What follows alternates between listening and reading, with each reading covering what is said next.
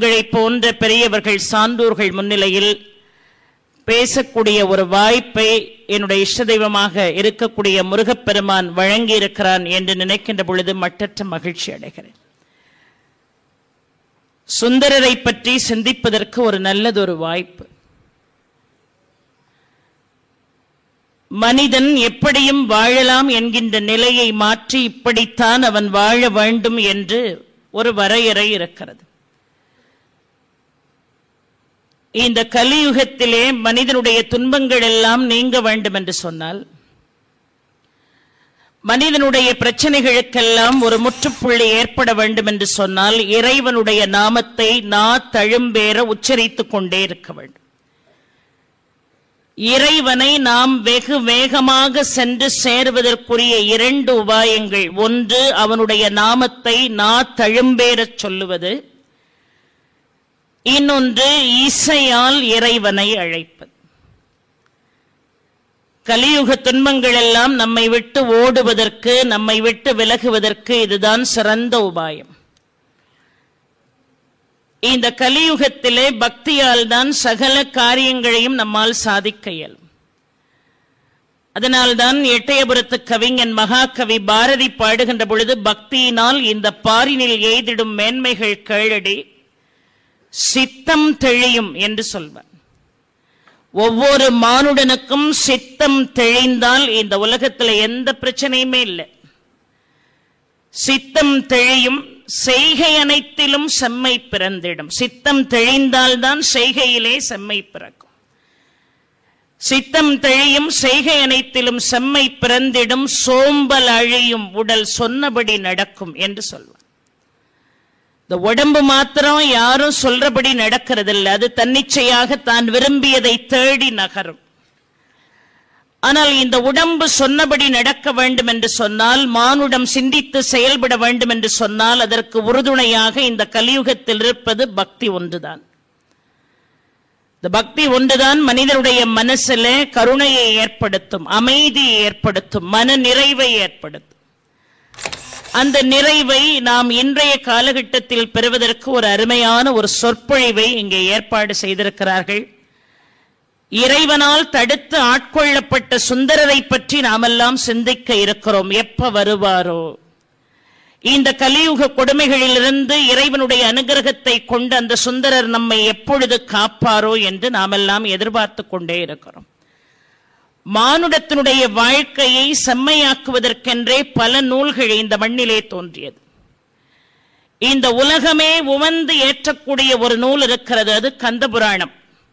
அதை சிவநூல் என்று சொன்னார்கள். உலகமே உவந்து ஏற்றக்கூடிய கந்தபுராணம் சிவநூல். அன்பையே பறைசாற்றக்கூடிய அற்புதமான நூல் ராமாயணம். விதி நூல் என்று சிலப்பதிகாரத்தை சொல்கின்றோம். அறநூல் என்று மகாபாரதத்தை சொல்கிறோம். பாரதத்தை சொல்கின்ற பொழுது அதை 5ஆம் வேதம் என்று சொன்னார்கள். 4 வேதங்கள் அதற்கு முன்னதாகவே இருக்கிறது. ரிக்வேதம், யஜுர்வேதம், சாமவேதம், அதர்வன வேதம். இந்த 4 வேதங்களையும் துலாக்கோலினுடைய ஒரு தட்டிலே வைத்து மறுபுறத்திலே பாரதத்தை வைத்தால் அழுத்தத்திலும் வலிமையிலும் வேதங்களை காட்டிலும் பாரதம்தான் விஞ்சி இருக்கும் என்று சொல்வார். அந்த பாரதத்தை அறநூல் என்று சொல்கிறோம். சீவக சிந்தாமணி என்று ஜைனர்களால் எழுதப்பட்ட ஒரு நூல், இன்பத்திற்காகவே உருவாக்கப்பட்ட நூல். ஏன் சேக்கிழார், இந்த பெரிய புராணத்தை வடித்துக் கொடுத்த சேக்கிழார், அந்த சேக்கிழாருடைய அறிவுரையின் காரணமாக அனபாய சோழன் இன்ப நூலை வாசிப்பதை விடுத்துவிட்டு அறநூல், அருள் நூலை வாசிக்க முற்பட்டான் என்று பார்க்கிறோம். ஜைன துறவிகளுக்கு இன்பத்தை பற்றி எழுத தெரியாது என்பதற்கு முற்றுப்புள்ளி வைப்பதற்காகவே திருத்தக்க தேவர் ஒரு இன்ப நூலை எழுதினார். அதுதான் சீவக சிந்தாமணி. 24 மணி நேரமும் அதை படித்துக் கொண்டே இருந்தான் அனபாய சோழன். அவனை மாற்றியவரே சேக்கிழார், இறைவனுடைய அனுகிரகத்தினால். அனபாய சோழனை பற்றி சொல்கின்ற பொழுது உன்னை சிந்திக்க வேண்டும். இரவு நேரத்திலே அனபாய சோழன் நகர்வலம் வருகிறார். நகர்வலம் வருகின்ற பொழுது அவனுக்கு அருகிலே அவை புலவன் ஒட்டக்கூத்தன் அமர்ந்திருக்கிறார். நகர்வலம் மன்னன் வருகிறான். ஒரு புறம் முழுவதும் ஆண்களாக இருக்கிறார்கள், இன்னொரு புறம் முழுவதும் பெண்களாக இருக்கிறார்கள். இப்ப இரவு நேரத்திலே குடைபிடித்துக் கொண்டு வரக்கூடிய அந்த அனவாய சோழனை எல்லோரும் வரவேற்கிறார்கள். ஆண்கள் எல்லாம் அமைதியா இருந்தாங்க. ஆனா பெண்களால எப்பொழுதுமே பேசாம இருக்கவே முடியாது, அது நம்முடைய இயல்பு. இரவு நேரத்திலே குடைபிடித்துக் கொண்டு அனவாய சோழன் வருகிறான். கூட்டத்திலே நின்று கொண்டிருந்த ஒரு பெண் சொன்னா, இரவு நேரத்தில் எதுக்காக கூட? ஒரு பழமொழிதான் எனக்கு ஞாபகம் வருகிறது, அற்பனுக்கு பவுசு வந்தா அர்த்தராத்திரில கொடைபிடிப்பாங்கிறது சரியாத்தானே இருக்குன்னு ஒரு பெண் சொன்னா.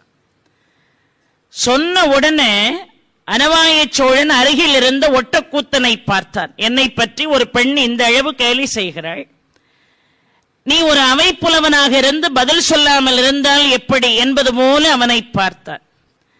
உடனே ஒட்டக்கூத்தர் என்ன அழகாக பாடினார் பாருங்கள். மன்னா, இரவு நேரத்திலே கூட நீ குடைபிடித்துக் கொண்டு வருகிறாயே, அதனுடைய சூட்சமம் யாருக்கு புரியும்?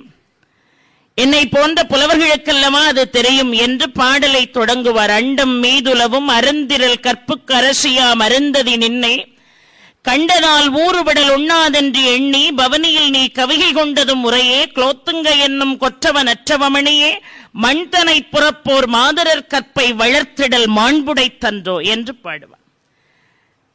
கற்பு என்று வருகின்ற பொழுது நாம் யாரை முதன்மையாக சொல்கிறோம்? அருந்ததியைத்தான் சொல்கிறோம்.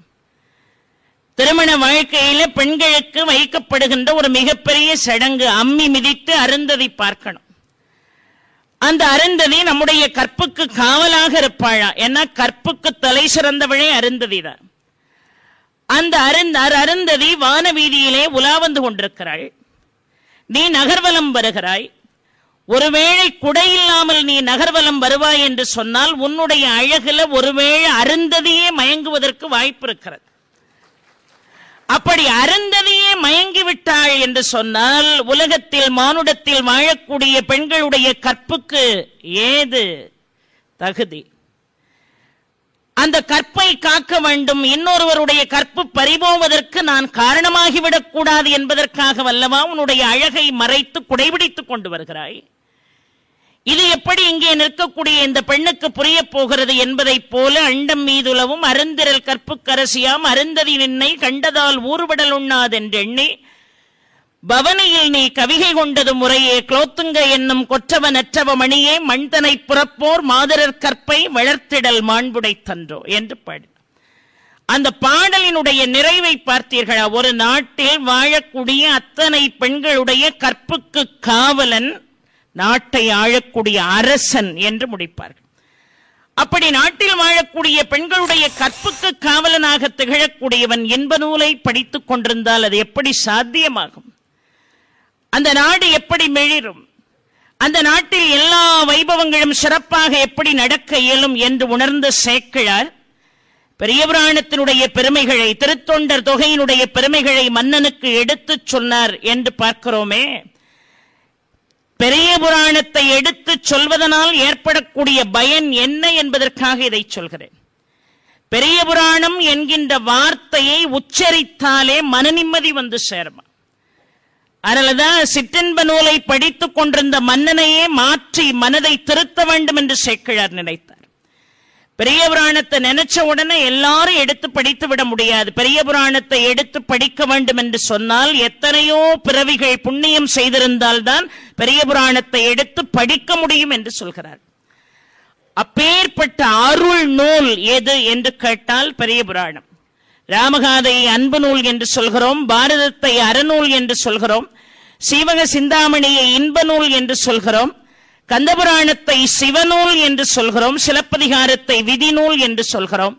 ஆனால் சேக்கிழார் வடித்துக் கொடுத்த இந்த பெரிய புராணத்தை அருள் நூல் என்று சொல்கிறோம். பெரிய புராணம் என்று உச்சரித்தாலே அருள் நம்மை தேடி வரும். இன்னொன்று, இந்த தமிழ் மொழியில் தோன்றிய எல்லா புராணங்களும் இதிகாசங்களும் ஒரு காலகட்டத்தில் வடமொழியிலிருந்து தான் இங்க வந்திருக்கு. ராமகாதையை எடுத்துக்கொண்டால் வான்மீகி ஆதியிலே வடமொழியிலே அதை எழுதினான் என்று பார்க்கிறோம். அதற்கு பிறகுதான் கம்பன் அதை காப்பியமாக வடித்துக் கொடுத்தான். பாரதத்தையும் கந்தபுராணத்தையும் எடுத்துக்கொண்டால் வியாச மகமுனி முதலிலே அதை வடமொழியிலே தான் பாடினார்.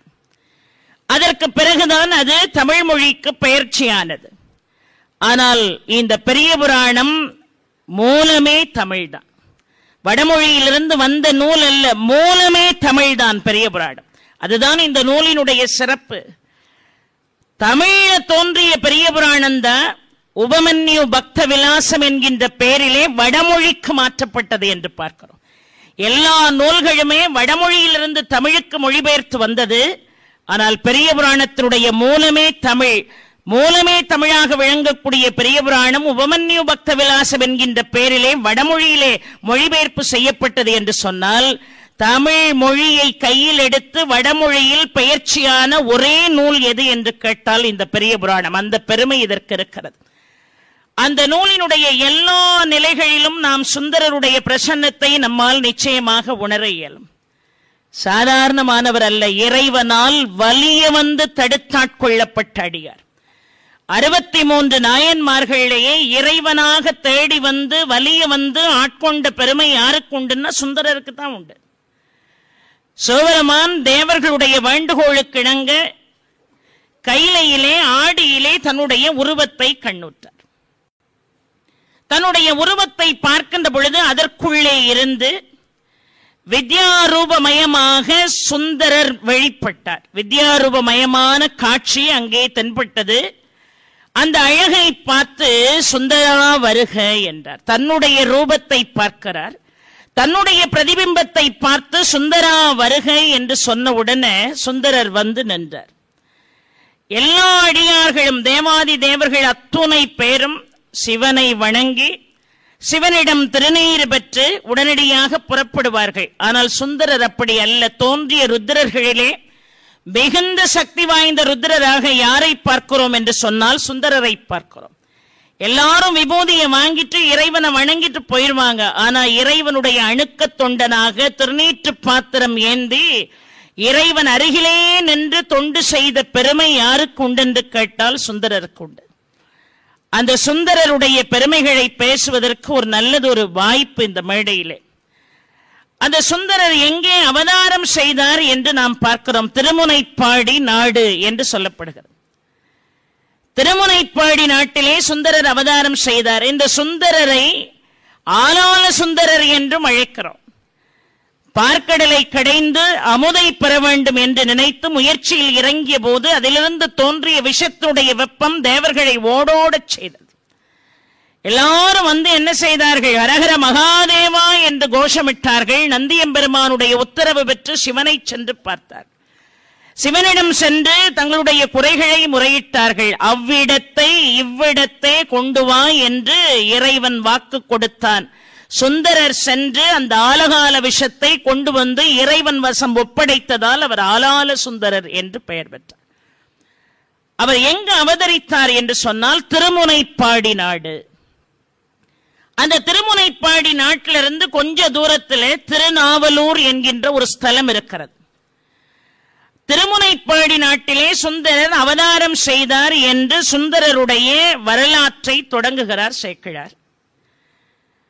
இப்ப யாராவது ஒருத்தர் என்கிட்ட வந்து அம்மா உங்க பேர் என்ன அப்படின்னு கேட்டா வாசுகி, உங்க ஊர் எந்த ஊர் அப்படின்னு கேட்டா தூத்துக்குடி, அதோட முடிஞ்சு போச்சு இல்ல. அது மாதிரி சுந்தரர் எங்கே அவதாரம் செய்தார் என்று சேக்கிழாரிடம் கேட்கிறார்கள். திருமுனைப்பாடியிலே அவதாரம் செய்தார், முடிஞ்சு போச்சு. ஆனா அப்படி சொல்லணும்னு நினைக்கல. ஒரு அடைமொழியோடு சொல்கிறார் பாருங்கள். மங்கையர் வதன சீத மதி இருமருங்கும் போடி செங்கையல் குழைகள் நாடும் திருமுனைப்பாடி நாடு என்று சொன்னார். சுந்தரர் அவதரித்த ஸ்தலத்தை பற்றி சொல்கின்ற பொழுது சாதாரண வார்த்தைகளால் வர்ணிக்கவில்லை சேக்கிழார் பெருமான். மங்கையர் வதன சீதமதி இருமருங்கும் போடி செங்கயல் குழைகள் நாடும் திருமுனைப்பாடி நாடு. இந்த பெண்களை மையப்படுத்தி அந்த அடைமொழியை தொடங்கினார்.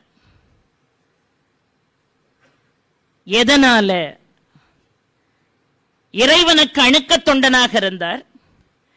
மலர்களை கொய்து மாலையாக்கி இறைவனுக்கு சூடி மகிழ்ந்தார்.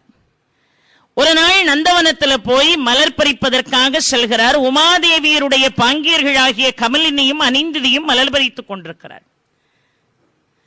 இந்த மலர் பறித்த அந்த பெண்களை ஆசையோடு கண்ணுற்றார் சுந்தரர்.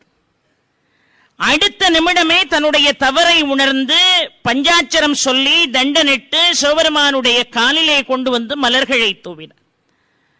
சிவபெருமான் கேட்டார், நந்தவனத்தில் என்னப்பா நடந்ததுன்னு. இப்ப நாம யாருந்தா உண்மையை சொல்ல மாட்டோம், வேற ஏதாவது சொல்லுவோம். ஆனா அங்க என்ன நடந்ததோ அதை சொன்னார். 2 பெண்கள் உமாதேவியருடைய பாங்கியர்கள் நின்றார்கள். அவர்களை நான் சற்று ஆசையோடு கண்ணுற்றேன். உடனே இறைவன் சொன்னாரு, இது காமனை தகனம் செய்த இடம். இங்கே சிற்றின்பத்திற்கு வேலை என்பதே இல்லை. வேண்டியதை வேண்டியபடி கொடுக்கக்கூடிய ஈசன் சுந்தரரை பார்த்து சொன்னார், இது காமனை தகனம் செய்த இடம். அதனால நீ நினைக்கிறது இங்கே நிறைவேறாதுப்பா. நீ மண்ணுலகத்திலே அவதரித்து நீ நினைத்ததை அடைந்து பின் திரும்புவாயாக என்று இறைவன் வாக்கு கொடுத்தார். 2 பெண்களை பார்த்ததுனால மண்ணுலகத்தை நோக்கி திருமுனைப்பாடி நாட்டை நோக்கி சுந்தரர் அவதாரம் செய்ய வந்தார் இறைவனுடைய அனுகிரகத்தினால் என்று நாம் பார்க்கிறோம். அப்ப சுந்தரர் கேட்கிறார், அப்பா, நான் பூலோகத்திலே மயில் கொள்கின்ற வேளையிலே என்னை நீ ஓடோடி வந்து தடுத்தாட்கொள்ள வேண்டும். அப்படியே ஆகட்டும்னா இறைவன். இப்ப ஒரே ஒரு சிந்தனையை உங்க முன்னாடி வைக்கிற, காமனை தகனம் செய்த இடம் கைலாயம். அங்க 2 பெண்களை ஆசையோடு சுந்தரர் நோக்கினார் என்று ஒரு காரணத்தை காட்டி சிவபெருமான் மண்ணுலகத்துக்கு அனுப்புறார். யாரையாவது ஒரு விஷயத்திலிருந்து இன்னொரு விஷயத்துக்கு அனுப்பணும்னா அதுக்கு ஒரு காரணம் இருக்கணும், ஒரு காரியம் இருக்கணும். ஒழுங்காக தொண்டு செய்து கொண்டிருக்கக்கூடிய ஒரு அடியார நீ போய் திருமுனைப்பாடி நாட்டில் போய் அவதாரம் செய்யணும்னு சொன்னா உங்களை விட்டு என்ன ஏயா போ சொல்றீங்கன்னு கேட்பார். அதுக்கு ஒரு காரணம் வேண்டும் என்று இறைவன் நினைத்தான். அதனால சுந்தரர் அந்த 2 பெண்களையும் பார்க்கலையாம், பார்க்கும்படியாக சிவபெருமான் தூண்டினார். சுந்தரருடைய சிந்தையிலும் சுந்தரருடைய கண்ணிலும் நின்று கொண்டு சிவபெருமான் சுந்தரரை தூண்டினார். அதை என்ன அழகாக சொல்கிறார் பாருங்கள். நீ போய் மாதவம் செய்த தென்திசையில போய் அவதாரம் செய் என்று சொன்னார். மாதவம் செய்த தென்திசை வாழ்ந்திட தீதில்லா திருத்தொண்டர் தொகைதர போதுவார் அவர் மேல் மனம் போக்கிட காதல் மாதரும் காட்சியிற் கண்ணினார் என்று சேக்கிழார் பாடுகிறார்.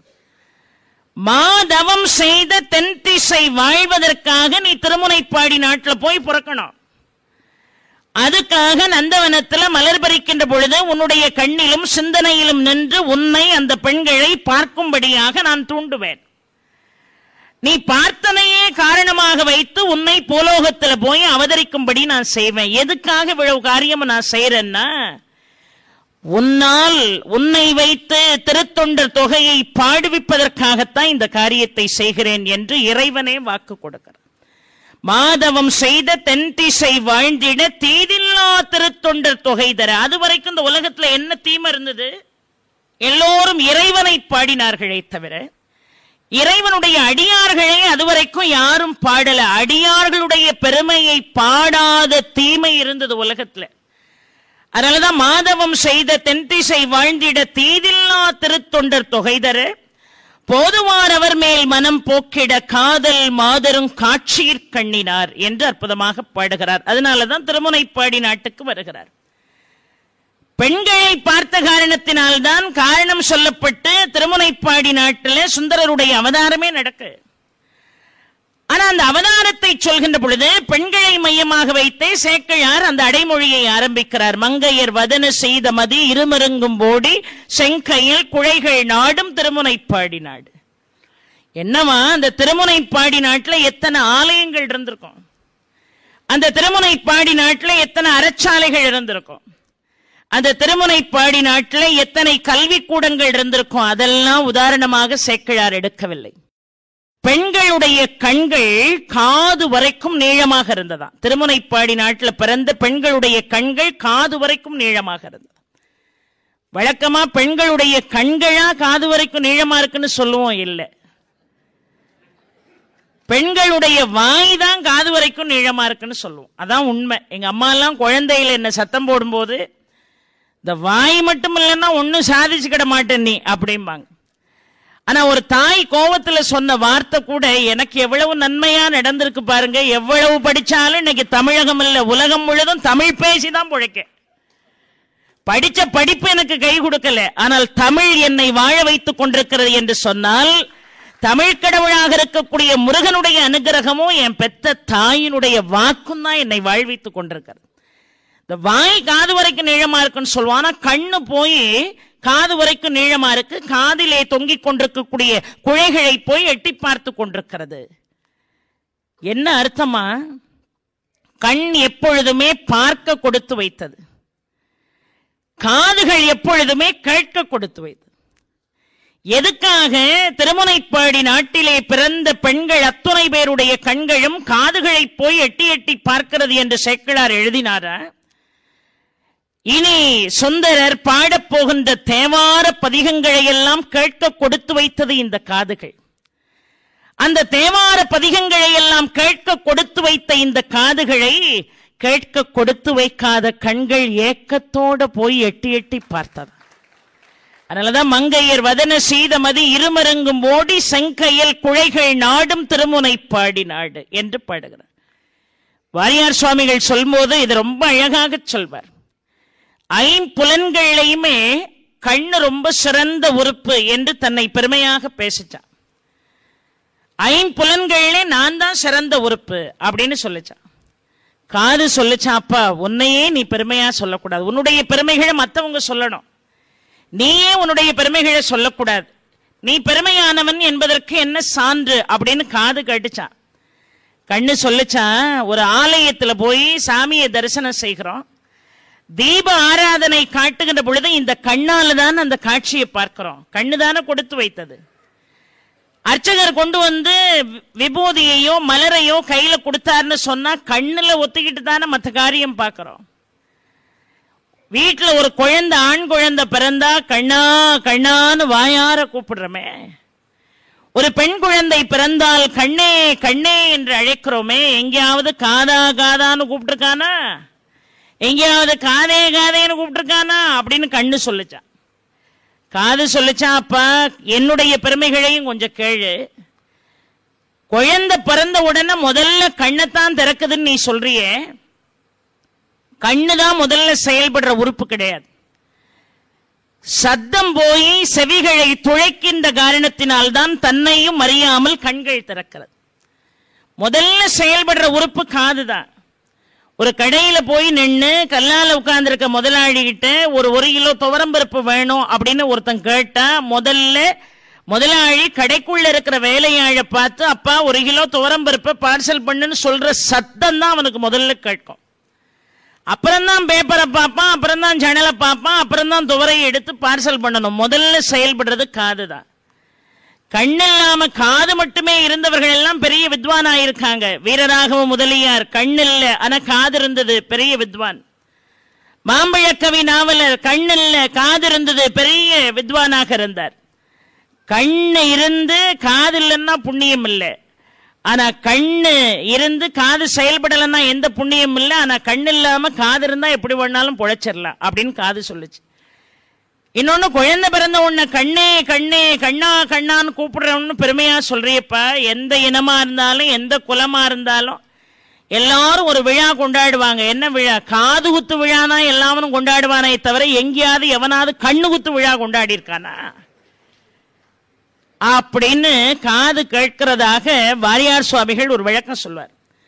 வாரியார் சுவாமிகள் மட்டும் எல்லா புத்தகங்களையும் ஆய்ந்து எளிமைப்படுத்தலன்னு வைங்க, எங்களை மாதிரி இலக்கியவாதிகளே இல்லை. அவர் ஆய்வு செய்து வைத்ததை, எளிமைப்படுத்தி வைத்ததைத்தான் உள்வாங்கி நாங்கள்லாம் பேசுறோம். அவரளவுக்கு யாரும் இனிமே இறைவனாக மனது வைத்துதான் அவரை மீண்டும் இந்த மண்ணுலகத்துக்கு அனுப்பணும்.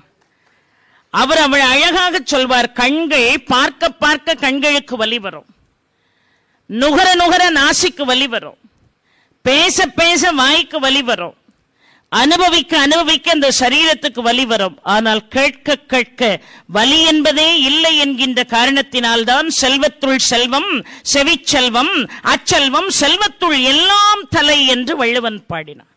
அதனாலதான் அவர் பாடிய தேவார பதிகங்களை கேட்க கொடுத்து வைத்த காதுகளை கேட்க கொடுத்து வைக்காத கண்கள் போய் ஏக்கத்தோடு எட்டி எட்டி பார்த்ததா. அப்பேற்பட்ட திருமுனைப்பாடி நாட்டில் யாருக்கு மகனாக அவதரித்தார் என்று சேக்கிழார் அருமையாக சொல்வார்.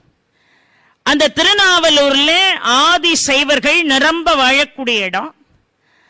அங்க முப்போதும் சிவபெருமானுடைய திருமேனியை தீண்டி வழிபாடு செய்யக்கூடிய சடையனாருக்கும் இசைஞானியாருக்கும் அவதரித்தவர் யார்? சுந்தரர்.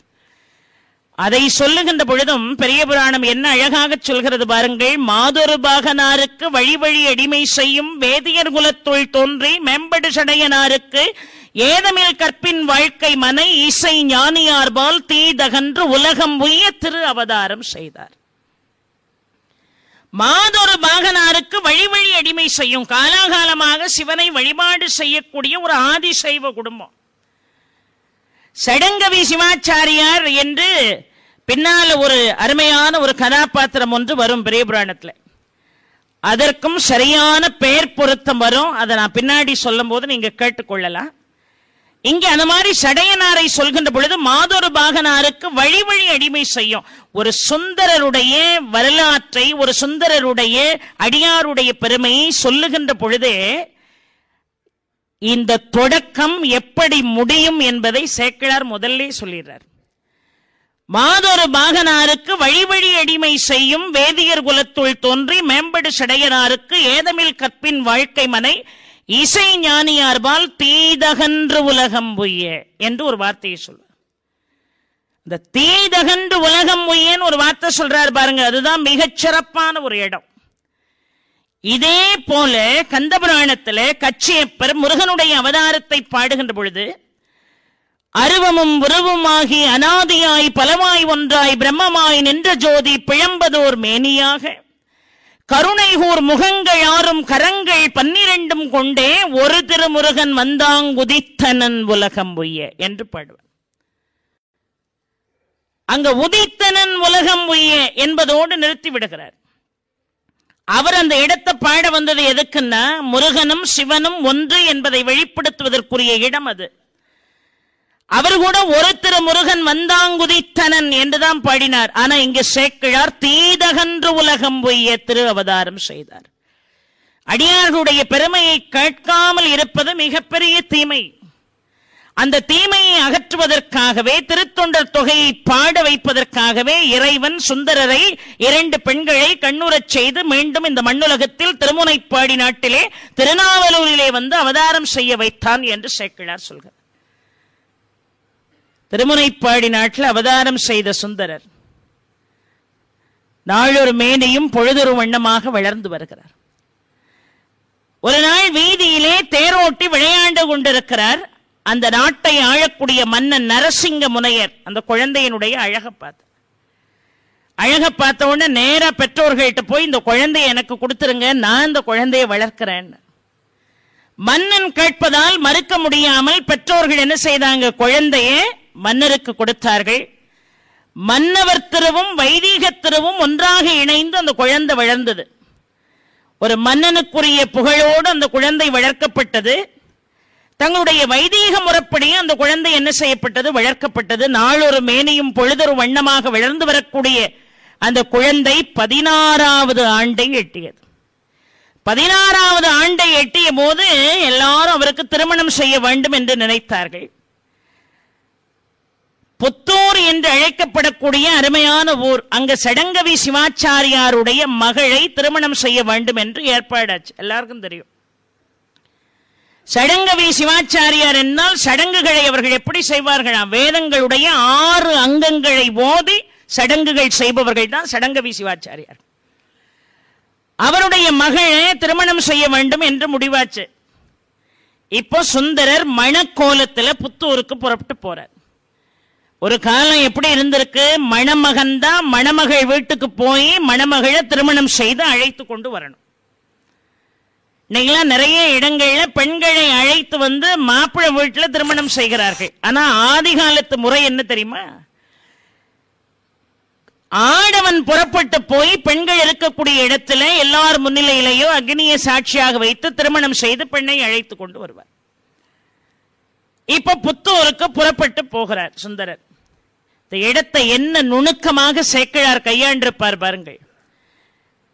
புது மாப்பிள்ளைன்னு சொன்னாலே எல்லாருக்கும் ஒரு மகிழ்ச்சி.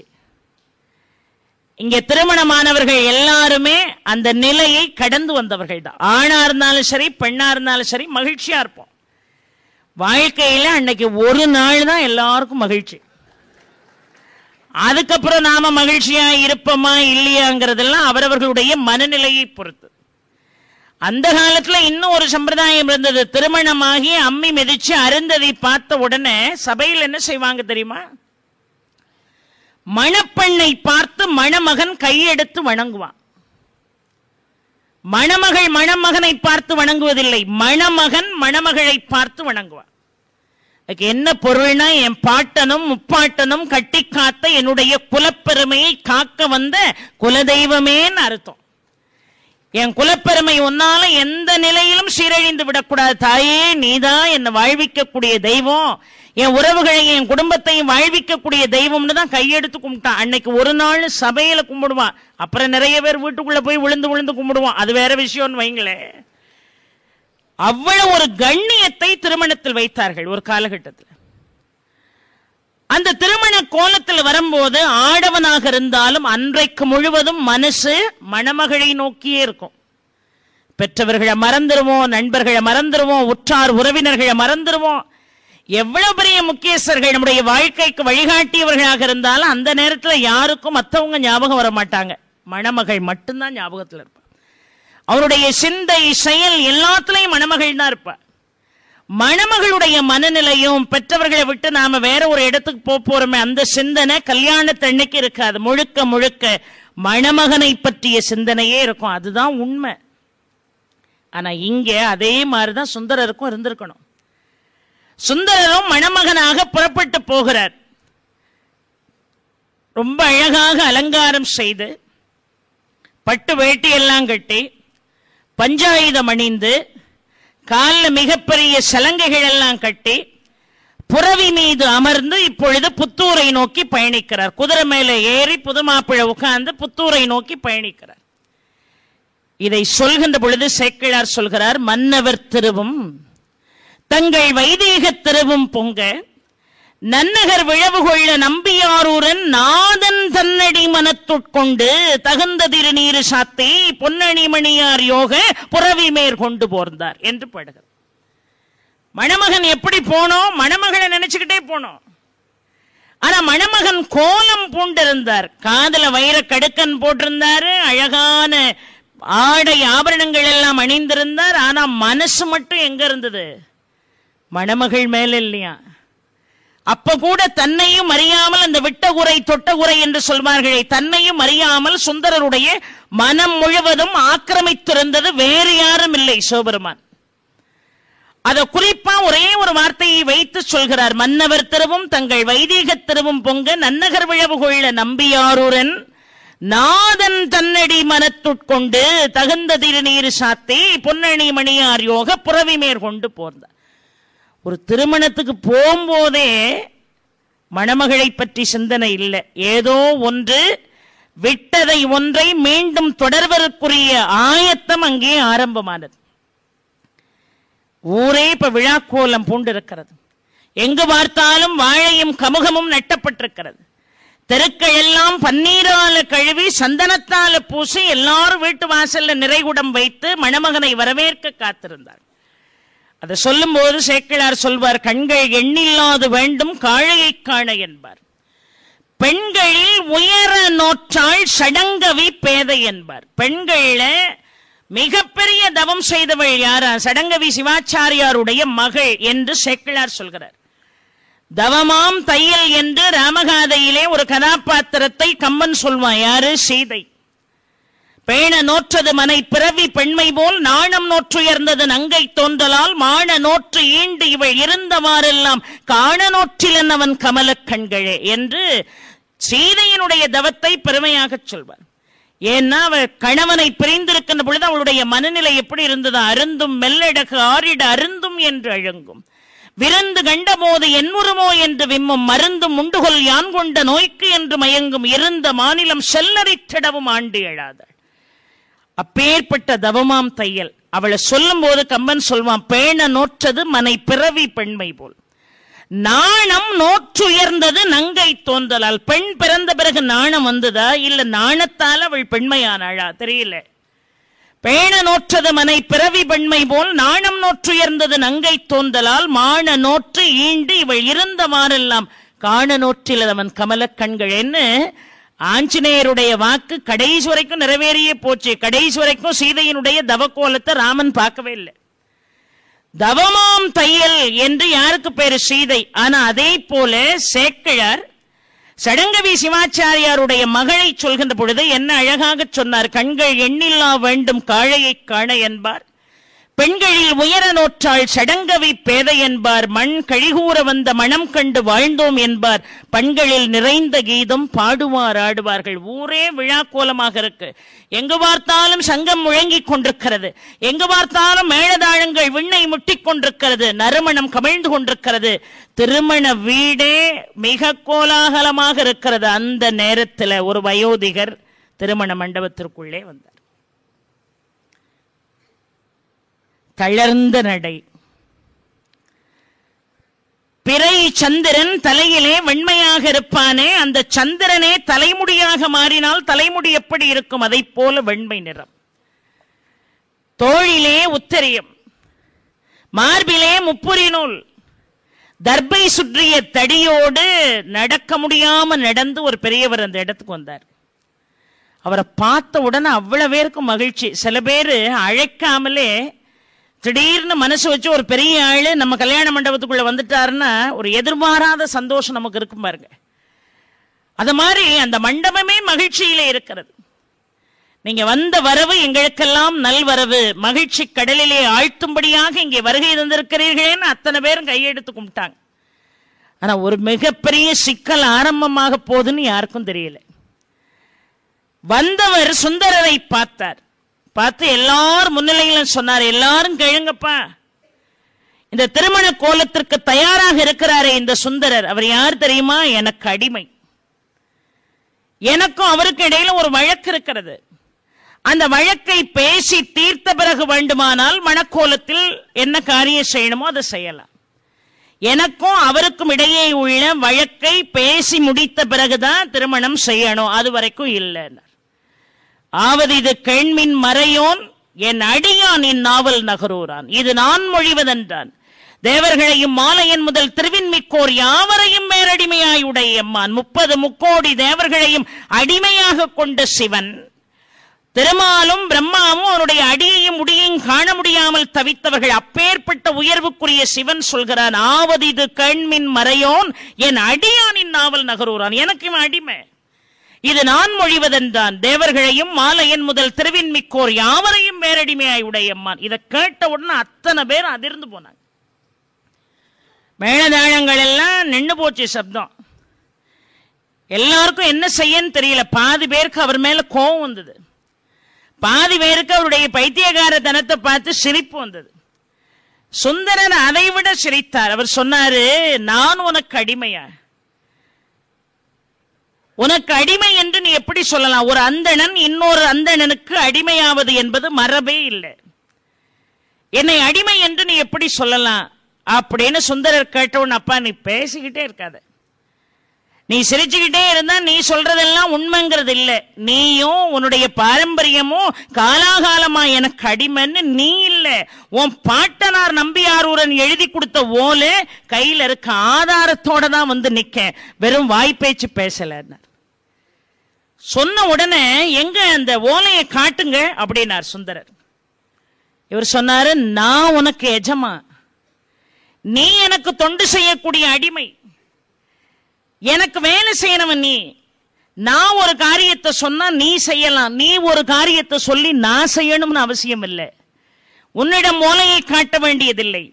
இங்கே கூடியிருக்க மறையோர்கள் கையிலே அதை கொடுத்து நீ அடிமை என்று உறுதி செய்த பிறகு எனக்கு ஏவல் செய் என்று சொன்னார். உடனே என்ன செய்தார்? கையில வைத்திருக்கக்கூடிய ஆவணத்தை எப்படியாவது பிடிச்சு கிழிச்சு போடணும்னு நினைச்சார் சுந்தரர். ஓடி போய் இறைவனுடைய கையில இருக்கக்கூடிய அந்த ஆவணத்தை பறிக்க போனார். அவர் என்ன செய்யறாரு? ஆவணத்தை இறுக்கி பிடிச்சுக்கிட்டு ஓடுறார். இவருக்கு 16 வயசு. யாருக்கு? சுந்தரருக்கு. ஆனா அவர் பழுத்த வயோதிகர். அவரை ஓடி இவரால் பிடிக்க முடிஞ்சுதான்னா இல்ல. ஆனாலும் தொடர்ந்து முயற்சி செய்து ஓடி கையில் இருக்கிற ஆவணத்தை பிடிச்சு பறித்து கிழிச்சே போட்டார். ஆவணம் பறிக்கச் சென்ற அளவினில் அந்த நாளன் காவணத்திடையே ஓட கடிதுபின் தொடர்ந்து நம்பி பூவணத்தவரை உற்றார். அவரல்லால் புறங்கள் செற்ற ஏவனச் சிலையினரை யார் தொடர்ந்தற்ற வல்லார் என்று சேர்க்கிறார்கள். சுந்தரரை தவிர சிவபெருமான வேற யாரால ஓடி ஓடி விரட்டி பிடிக்க முடியும்னு கேட்கிறார். அவரல்லால் பூவணச் சிலையினாரை யார் தொடர்ந்தற்ற வல்லார். இந்த உலகத்துல தோன்றின யாராலுக்கும் அது சாத்தியம் இல்லை, சுந்தரருக்கு மட்டுமே சாத்தியம். இந்த ஆவணத்தை பறிக்க சென்ற அளவினில் அந்த நாளன் சிவபெருமான் காவணத்திடையே ஓட, காணி செடியெல்லாம் ஓடுறார். கடிது பின் தொடர்ந்து நம்பி, பின்னாடியே அவரை திட்டி தீர்த்துக்கிட்டே ஓடுறார். யாரு? சுந்தரர். கடிது பின் தொடர்ந்து நம்பி பூவணத்தவரை உற்றார். ஓடி போய் ஒரு காலகட்டத்தில் பிடிச்சிடுறார் அவரை. புறங்கள் செற்ற திரிபுரத்து அவுணர்களை அழித்தவன் சிவன். திரிபுரத்து அவுணர்களை அழிப்பதற்காக தேவர்கள் எல்லாரும் சேர்ந்து ஒரு தேரை நிர்மாணித்தார்கள்.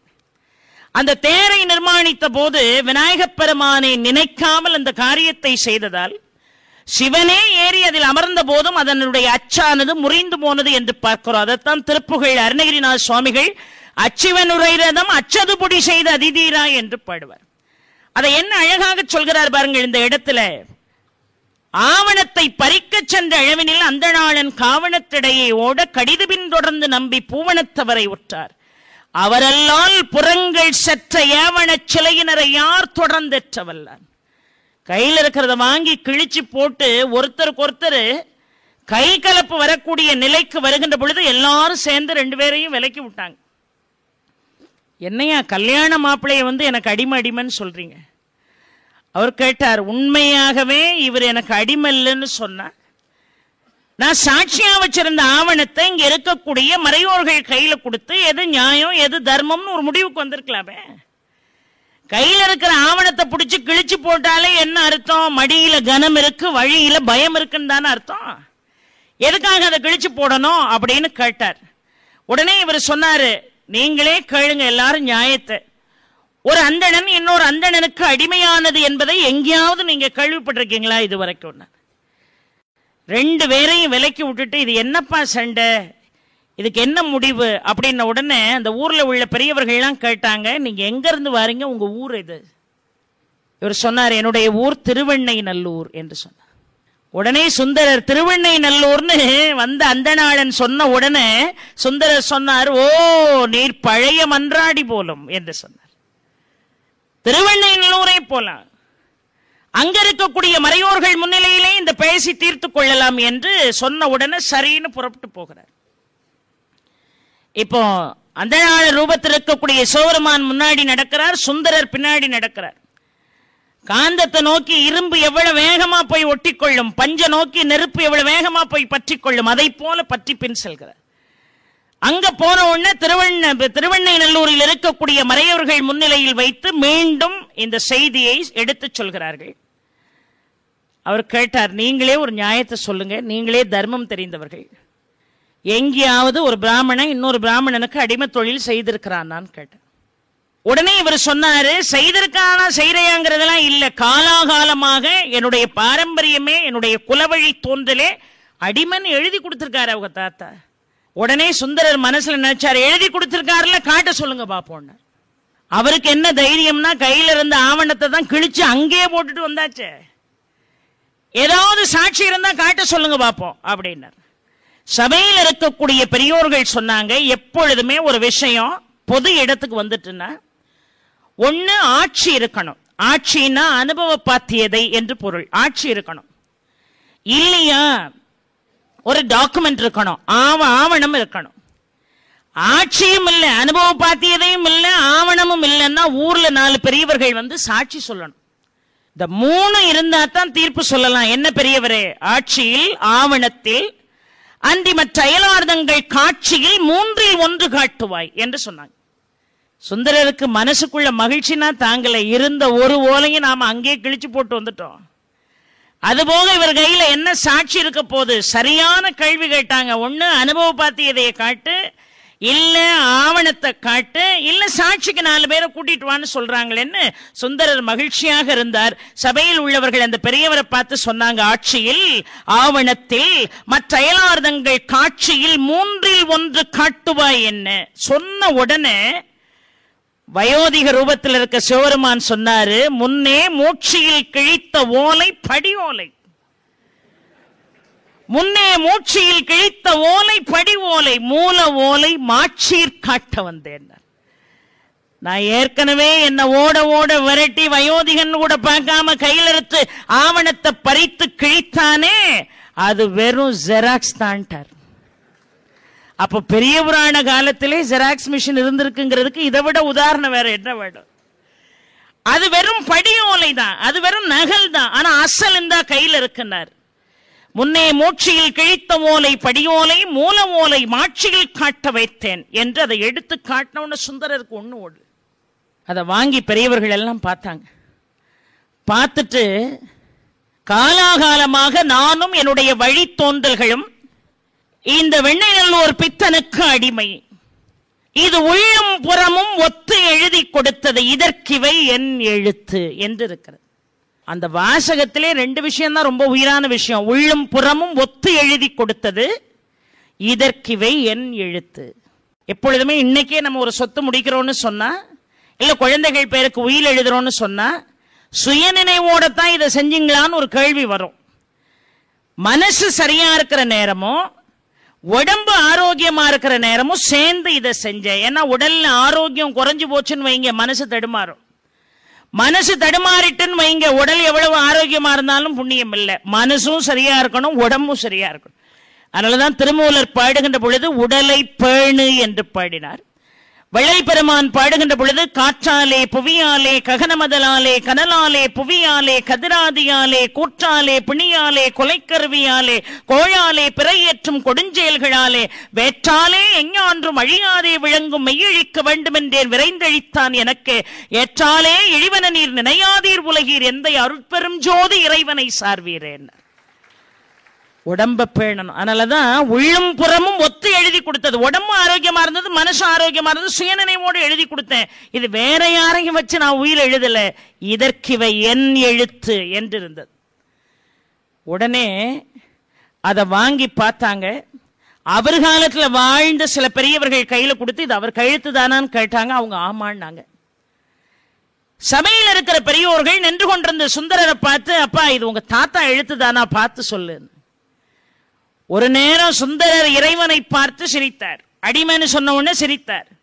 அடிமைன்னு சொன்ன உடனே நீ என்ன பித்தனா என்று கேட்டார். இறைவன் சொன்னா, நீ என்ன பித்தன் என்றாலும் சரி பேயன் என்றாலும் சரி நான் ஆணப்போவதில்லை, வந்ததை நிறைவேற்றியே தீருவேன் என்று சொன்னார். ஒரு நேரம் இவர் அவரை பார்த்து சிரிச்சாரு. இப்போ இத படிச்ச உடனே இது உங்க தாத்தா கையெழுத்து தானான்னு பார்த்து சொல்லுன்னு பேரண்ட காட்டின உடனே இறைவன் சிரித்தான். இப்போ சொன்னார், தாத்தாவே கண்ணால பார்த்திருக்க மாட்டான், தாத்தா கையெழுத்து எப்படியா இவருக்கு தெரியும் அப்படின்னார். சரின்னு ஏற்கனவே இருக்கக்கூடிய ஆவணங்கள் அவருடைய கையெழுத்து இருக்கு. அந்த கையெழுத்தோடு இந்த கையெழுத்தை பொருத்தி பார்க்கும்படியாக பார்த்தால் சரியாக இருந்தது. திருவெண்ணைநல்லூர் சான்றோர்கள் அத்துணை பேரும் தீர்ப்பு சொன்னார்கள். நம்பியாரூரா, இந்த நிமிடம் முதல் இந்த திருவெண்ணைநல்லூர் பித்தனுக்கு நீ அடிமை என்று தீர்ப்பு சொன்னார். இன்னைக்கு இதே மாதிரி ஒரு தீர்ப்பு சொன்னா நம்ம கேட்போமா? நீ வாட்டுக்கு சொல்லிக்கிட்டு நான் கேட்கணும்னு எனக்கு என்ன அவசியம் இருக்குமா? இன்னைக்கெல்லாம் நாட்டில் யாரும் எந்த தீர்ப்பையும் பத்தி கவலைப்படுறது, தீர்ப்பு சொல்றதெல்லாம் ஒரு சம்பிரதாயம் மாதிரி ஆயிட்டு இன்னைக்கு. ஆனா அன்னைக்கு பெரியவர்கள் ஒரு வாக்கு சொன்னா அந்த வாக்கிலிருந்து மீண்டு யாரும் வேறு விதமாக செயல்படுவதே இல்லை. அதனாலதான் மும்மாறி மழை பெய்தது. அதனாலதான் இந்த கலியுக கொடுமைகள் இப்ப தினமும் பத்திரிகையை புரட்டும் போது படிக்கிறமே, மனசே தாங்க மாட்டேங்குது, மனம் கனமாகிறது. விடிஞ்ச உடனே மனசு லகுவா இருக்கணும், ஆனா விடிஞ்ச உடனே மனசு கனமா இருக்கு. நாளும் அப்படி ஒரு சம்பவம் நடக்கு.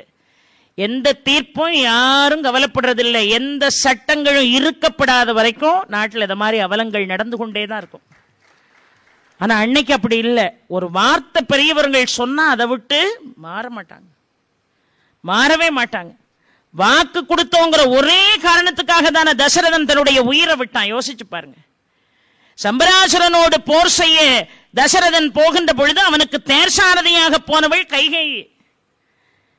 எல்லாரும் போர்க்களம் வரைக்கும் செல்வார்கள், இல்ல, போர்க்களம் வரைக்கும் சென்றவள் கைகேயி. போரில் சம்பராசுரனோட வெற்றி வாகை சூட 2-3 நிமிடங்கள் தான் இருக்கு. ஆனா தசரதனுடைய தேரினுடைய அச்சாணி கலந்து விழுந்துச்சு. எப்படியாவது தன்னுடைய கணவனுக்கு வெற்றியை தேடி தரணும்னு தன்னுடைய கட்ட விரல கொடுத்து அச்சாணியாக சுத்தி தேர ஓட்டி கணவனுக்கு வெற்றியை தேடி தந்தாள்.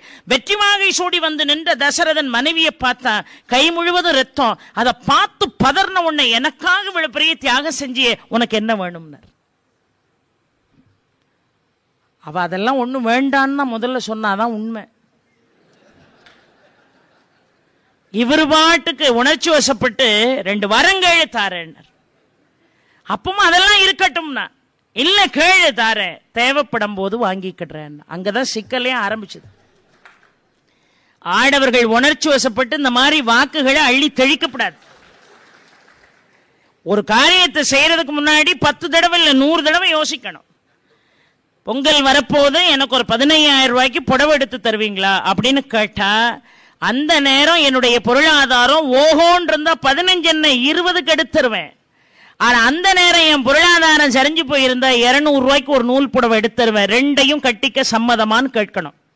மனசு தயாராயிரும். இவன் நினைப்பான் இன்னும் 15 நாள் இருக்கு, அதுக்குள்ள சமாளிச்சிடலாம், பின்னிடலாம் அப்படின்றான். பொங்கலுக்கு முந்தின நாள் இவன் நேரம் கையில 5 ரூபா கூட இருக்காது. 15,000க்கு எங்க பட்டு சேலை எடுக்க? வாக்கு யாரு யாருக்கு கொடுத்தாலும் அதை காப்பாற்றணும். கொடுக்கறதுக்கு முன்னாடி 100 தடவை யோசிக்கணும். கடைசி அந்த வரத்தை கேட்ட, ஆழிசூழ் உலகமெல்லாம் பரதனை ஆழ நீ போய் தழிருஞ்சடைகள் தாங்கி தாங்கருந்தவம் மேற்கொண்டு பூழி வெங்கானம் நண்ணி புண்ணிய துறைகள் ஆடி 7-2 ஆண்டின் வா என்று எம்பினன் அரசன் ஒரு பெரிய குண்டை தூக்கி போட்டு இவர் சொன்னார், அம்மா பரதன் கையில நாட்டை கூட கொடுத்துறேன், ஆனா ராமனை தயவுசெய்து காட்டுக்கு அனுப்பாத. கேட்டாரா? இதுதான் நீ செய்து கொடுத்த சத்தியத்துக்கு அழகானார். சத்தியத்தை காப்பாத்துறதுக்காக வேற வழி இல்லாம மகனை வனாந்தரத்துக்கு அனுப்பினாரு, உயிரையும் விட்டுட்டார். அந்த காலத்துல அப்படிதான் பெரியவர்கள் வாழ்ந்திருக்காங்க. அதை பார்த்து உருவான ஜெனரேஷன் ஒரு காலகட்டம் வரைக்கும் சரியா இருந்தது. ஆனா இன்னைக்கு அதெல்லாம் இல்லை. அந்த நாள் மீண்டும் மலர வேண்டும் என்று இறைவனை பிரார்த்திக்கணும். அத மாதிரி வாக்கு கொடுத்தாரு, அப்பா இதுதான் தீர்ப்பு, இனிமே நீ இந்த வெண்ணைநல்லூர் பித்தனுக்கு அடிமை, அதை நான் சிரமேற்கொண்டேன் என்று சுந்தரர் சொன்னார். இந்த தீர்ப்பை நான் சிரமேற்கொண்டேன், நான் அதன்படி நடப்பேன் என்று சொன்னார். இந்த ஊர்ல இருக்கிற பெரியவங்கள்லாம் கேட்டாங்க, ஐயா திருவெண்ணைநல்லூர்னு சொல்றீங்களே, உங்களை இதுவரைக்கும் இந்த ஊர்ல நாங்க பார்த்ததே இல்லையே. அவர் சொன்னார், இதே ஊர் தான் எனக்கு. இல்ல நாங்க பார்த்ததே இல்லையே. ஓஹோ, என்னுடைய இருப்பிடம் இதுவரைக்கும் யாருக்கும் தெரியல போல, வாங்க காட்டுறேன்னு புறப்பட்டு நேரா திருவெண்ணைநல்லூரில் திரு அருள் துறை என்கின்ற ஆலயத்திற்குள்ளே நுழைந்தார். ஆலயத்துக்குள்ள நுழைஞ்ச உடனே பின்னாடியே சுந்தரர் நடக்கிறார். ஊர்ல உள்ள பெரியவர்கள் அத்துணை பேரும் நடந்து போகிறார்கள். ஆலயத்துக்குள்ள போன உடனே அந்த நாள்னா காணும். என்னை அடிமை என்று சொல்லி என்னை அழைத்து போக வந்த பெரியவர் எங்கே எங்கேன்னு சத்தம் போட்டார் சுந்தரர். எங்க காணும்னு அப்படியே அல்லாய்ந்து போனார். அப்பொழுது இறைவன் சுந்தரா நான் இங்கே இருக்கிறேன் என்று தர்ம விடையின் மேல் காட்சி கொடுத்தார். காட்சி கொடுத்து சொன்னார், அப்பா முன்பு நீ நமக்கு தொண்டன், முன்பு நீ நமக்கு தொண்டன், முன்னிய வேட்கை கூற பின்பு நம் ஏவலாலை பிறந்தனை மண்ணின் மீது துன்புறு வாழ்க்கை நின்னை தொடர்வர தொடர்ந்து வந்து நன்புல மறையோர் முன்னர் நாம் தடுத்தாண்டோம் என்று சொன்னார். நீதானப்பா சொன்ன, மையில் ஏற்படுகின்ற பொழுது ஓடோடி வந்து என்னை தடுத்தாட்கொள்ள வேண்டும் என்று நீதானே கேட்டாய். ஆனால் அதற்கு முன்னதாக நீ என்னுடைய தொண்டன் தானே, முன்பு நீ நமக்கு தொண்டன், முன்னிய வாழ்க்கை கூற பின்பு நம் ஏவலாலை பிறந்தனை மண்ணின் மீது துன்புறு வாழ்க்கை நின்னை தொடர்வர தொடர்ந்து வந்து நன்புல மறையோர் முன்னர் நாம் தடுத்தாண்டோம் என்று சொன்னார். யோசிச்சு பாருங்க, சிவபெருமான் ஒரு திருமணத்தை நிறுத்திட்டார். மேலோட்டமா பார்த்தா இது ஒரு பெரிய கொடுஞ்செயலாக தோன்றும். ஆனால் ஆழமாக சிந்தித்தால் கமலினி அனிந்திதியோடு சுந்தரரை மீண்டும் கைலாயத்திற்கு அழைப்பதற்குரிய உபாயத்திற்குரிய பயிற்சி தான் இது.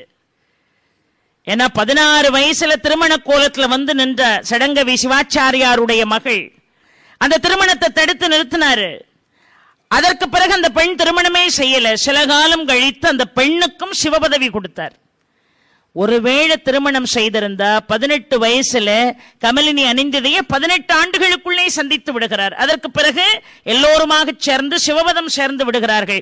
லௌகீகத்தில் உள்ள ஒரு பெண்ணு 16வது ஆண்டுல கைப்பிடித்து 18 அது நின்று போனா அது எவ்வளவு கொடுமைங்கிறது நமக்கு தெரியும். ஆக இறைவன் அந்த மனத்தை தவிர்த்து அவளுக்கும் சிவபதவி கொடுத்த இரக்கத்திற்குரிய கருணைக்குரியவன் என்பது தென்படுகிறது.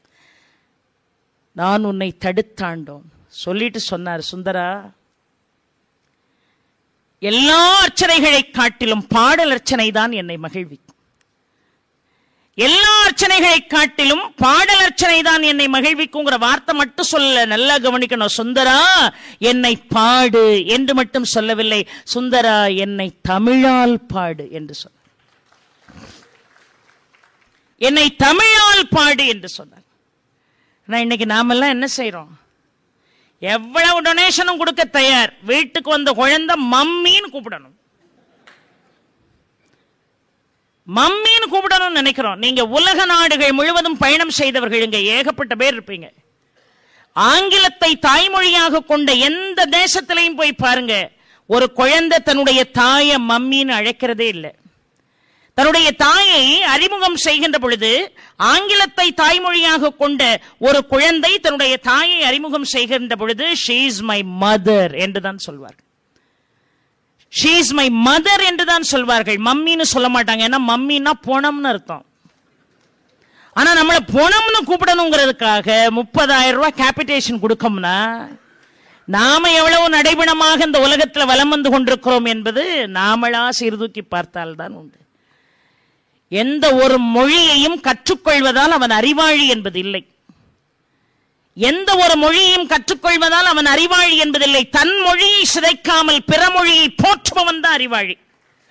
தாமொழியை சிதைச்சிட்டு பெத்த தாய்க்கு சோறு போடாம பக்கத்து வீட்டு தாய்க்கு சாப்பாடு போட்டு என்னங்க புண்ணியம்? இங்கேயும் சாப்பாடு போடு, அங்கேயும் சாப்பாடு போடு.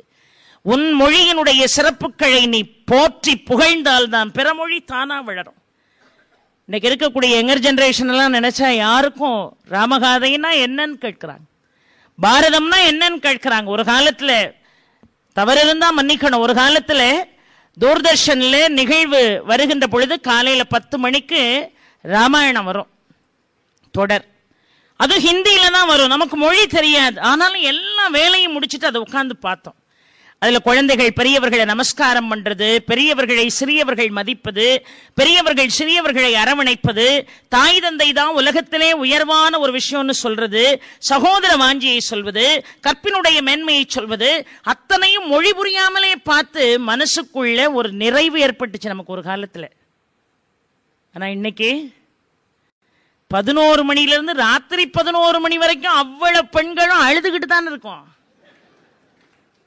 ஒன்னே ஒன்னு சொல்றேன், எந்த இல்லத்திலே பெண் அழுகின்றாளோ, எந்த இல்லத்திலே பெண் அழுகின்றாளோ, எந்த சமூகத்திலே பெண் அழுகின்றாளோ, எந்த தேசத்திலே பெண்ணுக்கு பாதுகாப்பு இல்லையோ அந்த தேசம் வெகு விரைவில் அழிவை நோக்கி சென்று கொண்டிருக்கிறது என்று பொருள்.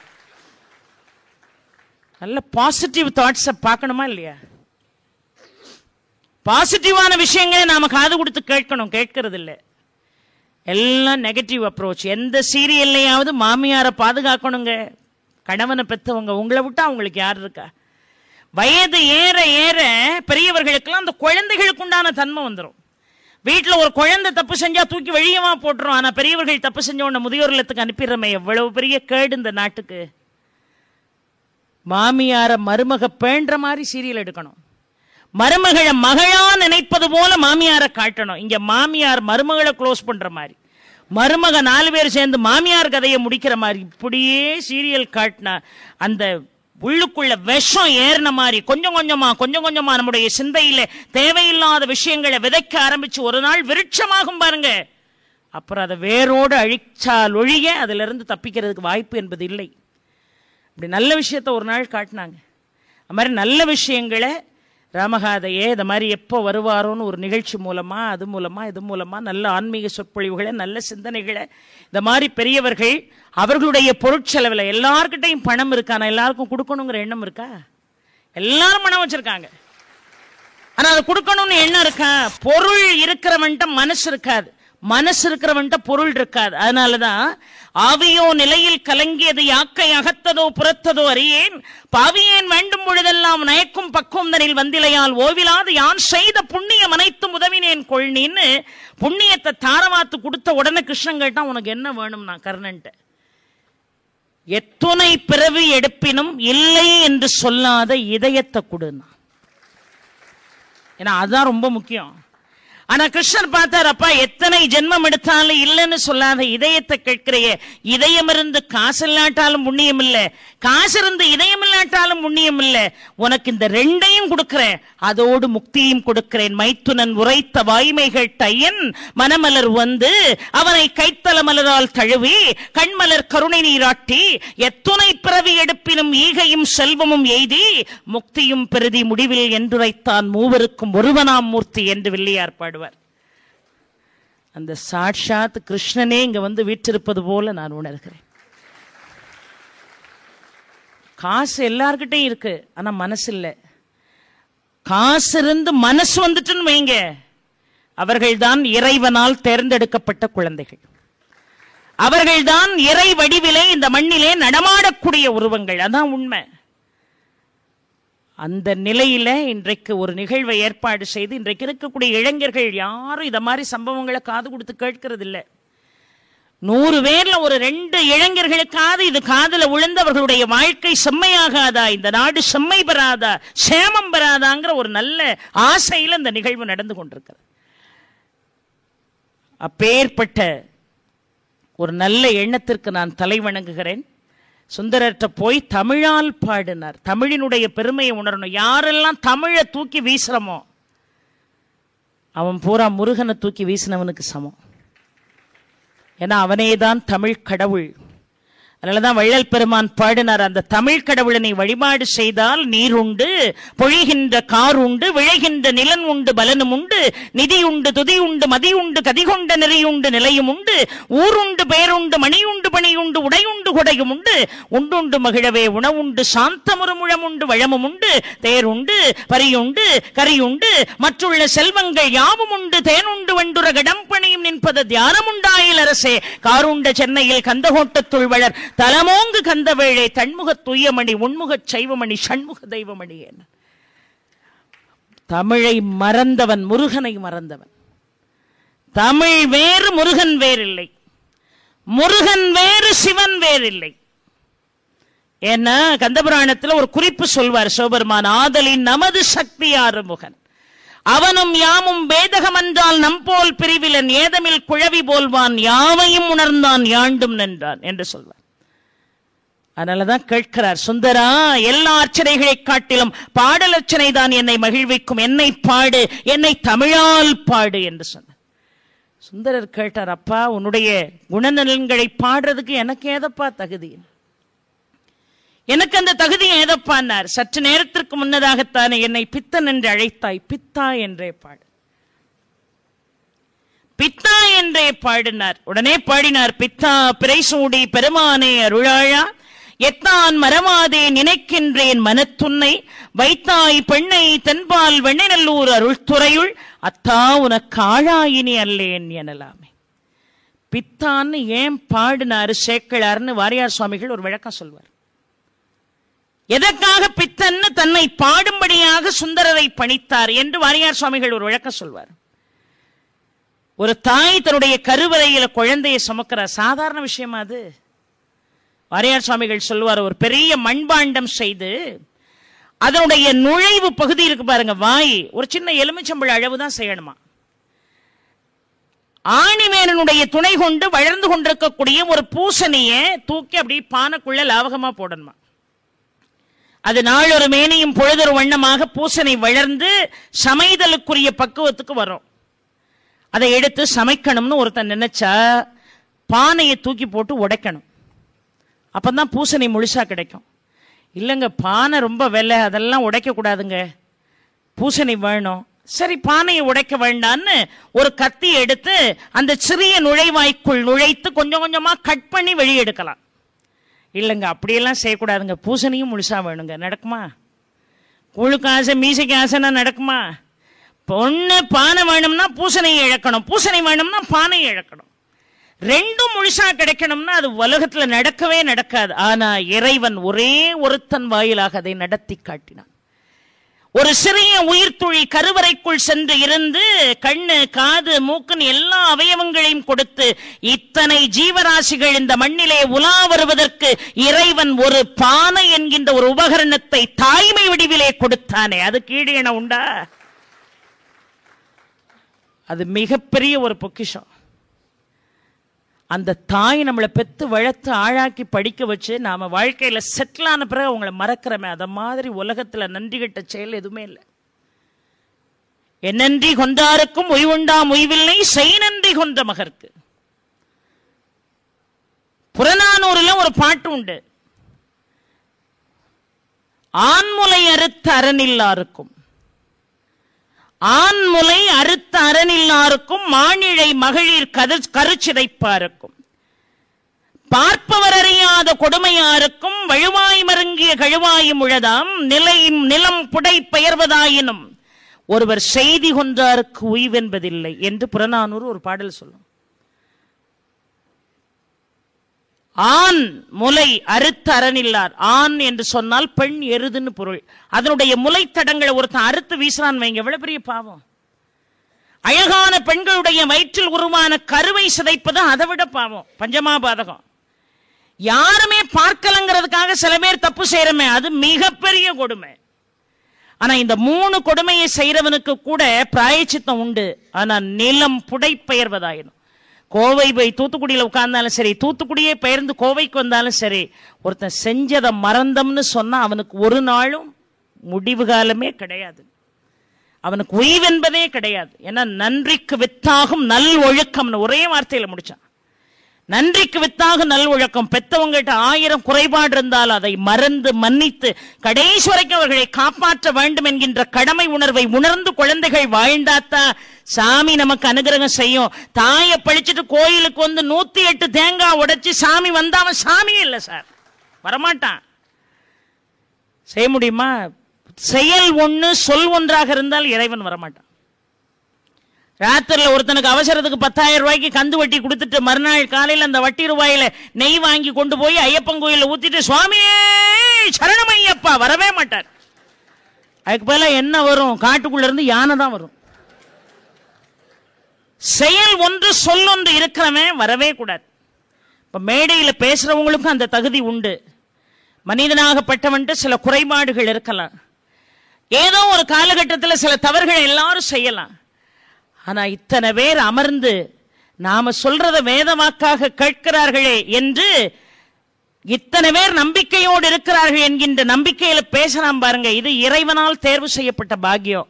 அப்பேற்பட்டவர்கள் வாழ்க்கையில தப்பு செய்யக்கூடாது. அப்பேற்பட்டவர்கள் சொல்லொன்னு செயலொன்னா இருக்கக்கூடாது. அதனாலதான் கவியரசு சொல்வார், மேடை ஏறி பேசும்போது 6 போல பேச்சு, கீழே இறங்கி போன போது சொன்னதெல்லாம் போச்சும்பார். சொல் ஒன்று செயல் ஒன்றாக இல்லாம தாய் தந்தைய பேணி காக்கணுங்க. ஆனா அந்த தாயை அடிச்சு இன்னைக்கு வீட்டை விட்டு வெளியே விரட்டிடுறோம். ஆனா விரட்டப்பட்ட அந்த தாயிட்ட போய் உங்க பிள்ளைலாம் நல்லா இருப்பானாங்க, எப்படி வளர்த்தீங்க அந்த குழந்தைய, எப்படி துரோகம் பண்ணிட்டானேன்னு சொல்லி பாருங்க. இங்க பாருங்க, ஏதோ அவன் சூழ்நிலை அப்படி செஞ்சுட்டான், என் குழந்தைய பழிக்காதீங்க, எங்க இருந்தாலும் நல்லா இருக்கட்டும்னு சொல்லுவா ஒரு தாய். அதான் பெத்த மனம் பித்து, பிள்ளை மனம் கல்லு. வாரியார் சுவாமிகள் இந்த விளக்கத்தை சொல்றார். அதை போல தினமும் ஒரு தப்பு செய்யணும். நாம தினமும் ஒண்ணு இல்ல 1000 தப்பு செய்யறோம். ஆனாலும் நம்மை காக்க வேண்டும் என்று நினைக்கக்கூடிய சிவபெருமான் பெத்தவனாக பித்தனாக இருக்கிறார். நாம பிள்ளைகள் எல்லாம் கல்மனசா இருக்கும். நீ 1000 தப்பு செஞ்சாலும் உன்னை அரவணைக்கணும்னு நினைக்கக்கூடிய கருணை முதிர்ந்த பித்தனப்பா நான் என்பதை தெளிவுபடுத்துவதற்காகத்தான் சுந்தரர்ட்ட பித்தா என்று இறைவன் அடியெடுத்து கொடுத்தான். இது வாரியார் சுவாமிகளுடைய விளக்கம். ஆனா வித்வான் மீனாட்சி சுந்தரம் பிள்ளை இதுக்கு ஒரு விளக்கம் சொல்வார். அவர் சொன்னாரு, இந்த சிவபெருமானுக்கு யாரை எங்க வைக்கணும்னே தெரியாது, அதனாலதான் அவர் பித்தன் அப்படின்னார். வித்வான்கிட்ட கேட்டாங்க, என்ன இப்படி சொல்றீங்க? ஆமா, யாரை பார்த்து பாடினாரு தெரியுமா? திருவானைக்காவலில் வீற்றிருந்து அருள்வாளித்துக் கொண்டிருக்கக்கூடிய அகிலாண்ட கோடி பிரம்மாண்ட நாயகியாக விளங்கக்கூடிய அகிலாண்டேஸ்வரியை பார்த்து பாடுறார். அம்மா, நீ எல்லாரும் செய்யக்கூடிய 1000 1000 பிழைகளை பொறுக்கக்கூடியவள். எத்தனை பிழை செய்தாலும் தாயுள்ளத்தோடு அதை பொறுக்கக்கூடியவள். ஆனா உனக்கு இந்த சிவபெருமான் உடம்புல பாதியத்தனமா தந்தாரு. ஆனா கங்கை இருக்காளே 3 முறைதான் பிழை பொறுப்பாள். தண்ணியில ஒருத்தன் விழுந்துட்டான்னா 3 முறை மிதந்து மேல வருவான். 4வது முறை வரலன்னா வரவே மாட்டான். தண்ணி 3 முறைதான் பிழை பொறுக்கும். 3 முறை மட்டுமே பிழை பொறுக்கக்கூடிய கங்கைக்கு தலையில இடம். 1000 பிழைகளை பொறுக்கக்கூடிய உனக்கு உடம்புல பாதியத்தான இந்த ஆள் கொடுத்தார். எங்க யார வைக்கணும்னு இவருக்கு தெரியாது, அதனால இவர் பித்தன்ட்டார். அழவரு பிழைகள் பொறுத்தருள் நின்னை அணிவுறு பாதியில் வைத்து தளர்பிழை 3 பொறுப்பாழ்தனை சடைமுடி வைத்தனன். அதனால் பிழவியன் மதியஞ்சூடிய பெருமான் பித்தன் என்றோர் பெயர் பெற்றான். ஆனா இதை அப்படியே கையில வாங்கிட்டு அரங்காரத்தில் அருணகிரியார் சொன்னாரு, அது இல்ல, அவனுக்கா யாரை எங்க வைக்கணும்னு தெரியாது. ஏன் அம்பாளுக்கு உடம்புல பாதியை கொடுத்தானா கங்கையை தலையில வச்சான் தெரியுமா? தினமும் 1000 தப்பு செஞ்சு சேருக்குள்ள உள்ற குழந்தைய உடனடியா தூக்கி தூக்கி குளிப்பாட்டணும்னா 24 hours வாட்டர் டேங்க் தலையில இருந்துதானே ஆகணும்னார் அருணகிரிநாத சுவாமி. ஒரு குழந்தை சேருக்குள்ள போய் விழுது, தூக்கிட்டு வந்து குளிப்பாட்டுறோம். பழையபடியும் கேட்காம சேருக்குள்ள போய் விழுது, தூக்கிட்டு வந்து குளிப்பாட்டி பவுடர்லாம் போட்டு உட்கார வச்சிருப்போம். பழையபடியும் போய் விழும். நான் சொல்ல சொல்ல கேட்காம நீ சாக்கடையிலே விழுந்துகிட்டு இருக்க, நீ சாக்கடைக்கே சங்கமமாகன்னு தூக்கி வீசிருக்கமா இன்னைக்காவது? இல்ல. அது மாதிரி தினமும் சேருக்குள்ள பாவச்சேற்றுக்குள்ளே பிறவி என்கின்ற சேற்றுக்குள்ளே விழுந்து கொண்டிருக்கக்கூடிய நம்முடைய சேரை கழுவுவதற்காக 24 hours கங்கையை தலையில வச்சிருக்கானாம். பேற்றை தவம் சற்றுமில்லாத என்னை பிரபஞ்சம் எனும் சேற்றை கழிய வழிவிட்டவா செஞ்சடாடவி மேல் ஆற்றை பணியை இதழியை தும்பையை அம்புலியின் கீற்றை புனைந்த பெருமான் குமாரன் கிருபாகரன் என்னார். எல்லாரையும் உடனே கழுவி காப்பாத்துறதுக்காகத்தான் கங்கையை சிலையில வச்சிருக்கான். பித்தனுக்கு இத்தனை விளக்கம் கொடுப்பார் வாரியார் சுவாமிகள். இப்ப என்னை பித்தா என்று பாடு, அப்பா உன்னை நான் எப்படிப்பா பாடுறது, பித்தா என்று பாடுன்னு அடியெடுத்து கொடுத்தார். எப்பொழுதுமே இறைவன் அடியெடுத்து கொடுத்த பதிகத்தை பாடினால் பலன் அதிகம். எல்லா தேவார பதிகங்களுக்கும் பலன் அதிகம், நான் இல்லைன்னு சொல்லல. ஆனால் இறைவனால் அடியெடுத்து கொடுக்கப்படக்கூடிய பதிகங்களை ஒரு நாளைக்கு ஒரு தடவையாவது சொல்லிடணும். சுந்தரா என்னை பாடு. நம்பியாரூரனை சுந்தரா என்று அழைத்தார். யாரு? சிவபெருமான். அதே மாதிரி ஒரு சம்பவம் நடந்தது. அருணகிரிநாத சுவாமிகளை அருணகிரி என்று அழைத்தார் முருகன். வல்லாள மகாராஜன் கோபுரத்திலிருந்து கீழே விழ போனாரு. முருகனே ஓடோடி தடுத்தாட்கொண்டு இதே போலதான் சொன்னான், சும்மா இரு சொல்லறன்னா. நிவிகற்ப சமாதியிலே அமர்ந்திருந்த அருணகிரிநாத சுவாமிகள் புறக்கண்ணால் முருகனை தரிசிக்கக்கூடிய பாக்கியத்தை பெற்ற பிறகு என்னை பாடு என்று முருகன் சொன்னா முத்து என்று அடியெடுத்து கொடுத்தான். எங்கெல்லாம் இறைவன் அடியெடுத்து கொடுத்தானோ அந்த பாடல்களுக்கெல்லாம் ரெட்டிப்பு சிறப்பு. இப்ப மந்திரத்தை பூஜரையில உட்கார்ந்து சொன்னா ஒரு வகையான சிறப்பு. அதே மந்திரத்தை கோயில்ல உட்கார்ந்து நாம சொன்னோம்னா அதுக்கு வேறு வகையான சிறப்பு. அதே மந்திரங்களை ஆற்றோரத்துல அரச மரங்கள் வீற்றிருக்கக்கூடிய இடத்துல உட்கார்ந்து சொன்னா பலனே தனி. ஒன்னொன்னுக்கும் ஒரு விஷயம் இருக்கு. 24 மணி நேரமும் சாமியை கும்பிடலாம். இருக்கினும் நிற்கும் போதும் இரவுகண் துயிலும் போதும் பொறுக்கென நடக்கும் போதும் பொருந்தியும் துய்க்கும் போதும் முறுக்கிதழ் கனிவாயாரை முயங்கி நெஞ்சு அழியும் போதும் இறைவனை நினைக்கலாம். ஆனாலும் பிரம்ம முகூர்த்தத்துக்கு ஏன் அவ்வளவு சிறப்பு? ஏன் மாலை முடிந்து இரவு தொடங்கக்கூடிய அந்த வேளைக்கு அந்த கருக்களுக்கு அவ்வளவு சிறப்பு? ஒன்னொன்னுக்கும் ஒரு சிறப்பு இருக்கு. அது மாதிரி இறைவனால் அடியெடுத்து கொடுத்த வாசகத்தை சொன்னால் சிறப்பு அதிகம். இங்கே இவர் எப்படி பித்தான் அடியெடுத்து கொடுத்தாரோ அது மாதிரி அவர் அடியெடுத்து கொடுத்தாரு பாருங்க, முத்து என்று அடியெடுத்து கொடுத்தார். உடனே அருணகிரியார் பாடினார். அது வரைக்கும் சிற்றின்பத்தை தவிர வாழ்க்கையில எதுவும் தெரியாது. ஆனா இறைவனுடைய ஸ்பரிசம் அருணகிரியார் மேல பட்ட அடுத்த நிமிஷம் முத்தை தரு பத்தி திருநகை அத்திக்கிரை சத்தி சரவட முத்திக்கொரு வித்துக்குறுபரை என போதும் முக்கட்பர மற்குச் சுருதியின் முற்பட்டது கற்பித்திருவரு 30 வர்க்கத்தமரும் அடிபேண 10 தலை இரத்தக்கணிதொடு ஒற்றைக்கிரி மற்றை பொருதொரு பட்டப்பகல் வட்டத்திகிரியில் இரவாக பக்தர்க்கு ரதத்தை கடவிய பச்சை புயல் மெச்சத்தகு பொருள் பட்சத்தோடு ரட்சித்தருள்வது ஒரு நாளே தித்தித்தைய ஒத்த பரிபுர நித்தப்பதம் வைத்து பயிரவி திக்கொக்கு நடிக்க கழுகொடுக முதாடு திக்குப்பரி எட்டப்பயிரவ தொக்கு தொகு சித்திரப்போரிக்க திரிகடக என போது கொத்துப்பறை கொட்டக்கிழமிசை குக்கு குத்திப்புகை புட்குப்பிடி என முதுகூகை கொட்புற்றழ நட்பற்ற உணரை வெட்டிப்பலி இட்டு குலகிரி குத்துப்பட ஒத்த புறவல பெருமாளே என்று எப்படி பாடினாரோ அத மாதிரி என்ன பித்தா பித்தான்னு பாடுன்னு சொன்ன உடனே பித்தா பிறை சூடி பெருமானே அருளாளா எத்தான் மறவாதே நினைக்கின்றேன் மனத்துன்னை வைத்தாய் பெண்ணை தென்பால் வெண்ணெல்லூர் அருள் துறையுள் அத்தா உனக்கு ஆழாயினி அல்லேன் எனலாம். நாயேன் பல நாளும் நினைப்பின்றி மனத்துன்னை தன்னை நாயினார் சுந்தரர். நாயேன் பல நாளும் நினைப்பின்றி மனத்துன்னை, நீயா வந்து என்னை ஆட்கொள்ளலன்னா என் நிலைமை என்ன ஆயிருக்கும்பா. நாயேன் பல நாளும் நினைப்பின்றி மனத்துன்னை பேயாய் திரிந்து எய்தேன் பெறலாக அருள் பெற்றேன் வேயார் பெண்ணை தென்பால் வெண்ணெல்லூர் அருள் துறையுள் ஆயா உனக்கு ஆழாயினி அல்லேன் எனலாமே. சிவபெருமான் அம்மான்னு கூப்பிட்டார். ஆயா எனக்கு ஆழாயினி அல்லேன் எனலாமே. ஊனாய் உயிரானாய் உடலானாய் உலகானாய் வானாய் நிலனானாய் கடலானாய் மலையானாய் தேனார் பெண்ணை தென்பால் வெண்ணெல்லூர் அருள் துறையுள் ஆழாய் உனக்கு ஆழாயினி அல்லேன் எனலாமே. நீ இத்தனைக்கும் காரணகர்த்தாவா இருக்கிற ஒண்ணுகிட்ட இனிமே நான் உனக்கு அடிமல்லன்னு சொல்ல முடியுமாப்பா? நான் உனக்கு அடிமல்லன்னு சொல்ல முடியுமா? நீதான் என் தசையாக இருக்கிறாய். நீதான் என் தசையை காக்கக்கூடிய உயிராக இருக்கிறாய். நீதான் என் தசையும் உயிரும் சேர்ந்த உடலாக இருக்கிறாய். நீதான் நான் அண்ணார்ந்து பார்க்கக்கூடிய வானமாக இருக்கிறாய். நீதான் நான் நடமாடக்கூடிய பூமியாக இருக்கிறாய். எல்லாமே நீயாக இருக்கிறாய். ஆனா இதுக்கு பிறகும் நான் உன் அடிமல்லன்னு சொல்றது நியாயமா அப்படின்னு என்ன அழகா கேட்கிறார். வாழ்க்கையில எல்லார்கிட்டையும் வாங்கின கடனை அடைச்சிடலாம். ஒரு காலத்துல கடன் வாங்கினா கொடுத்துருவான். கடன் வாங்கினவனுக்கு தூக்கம் வராது சார், கொடுத்தவன் நிம்மதியா தூங்குவான்.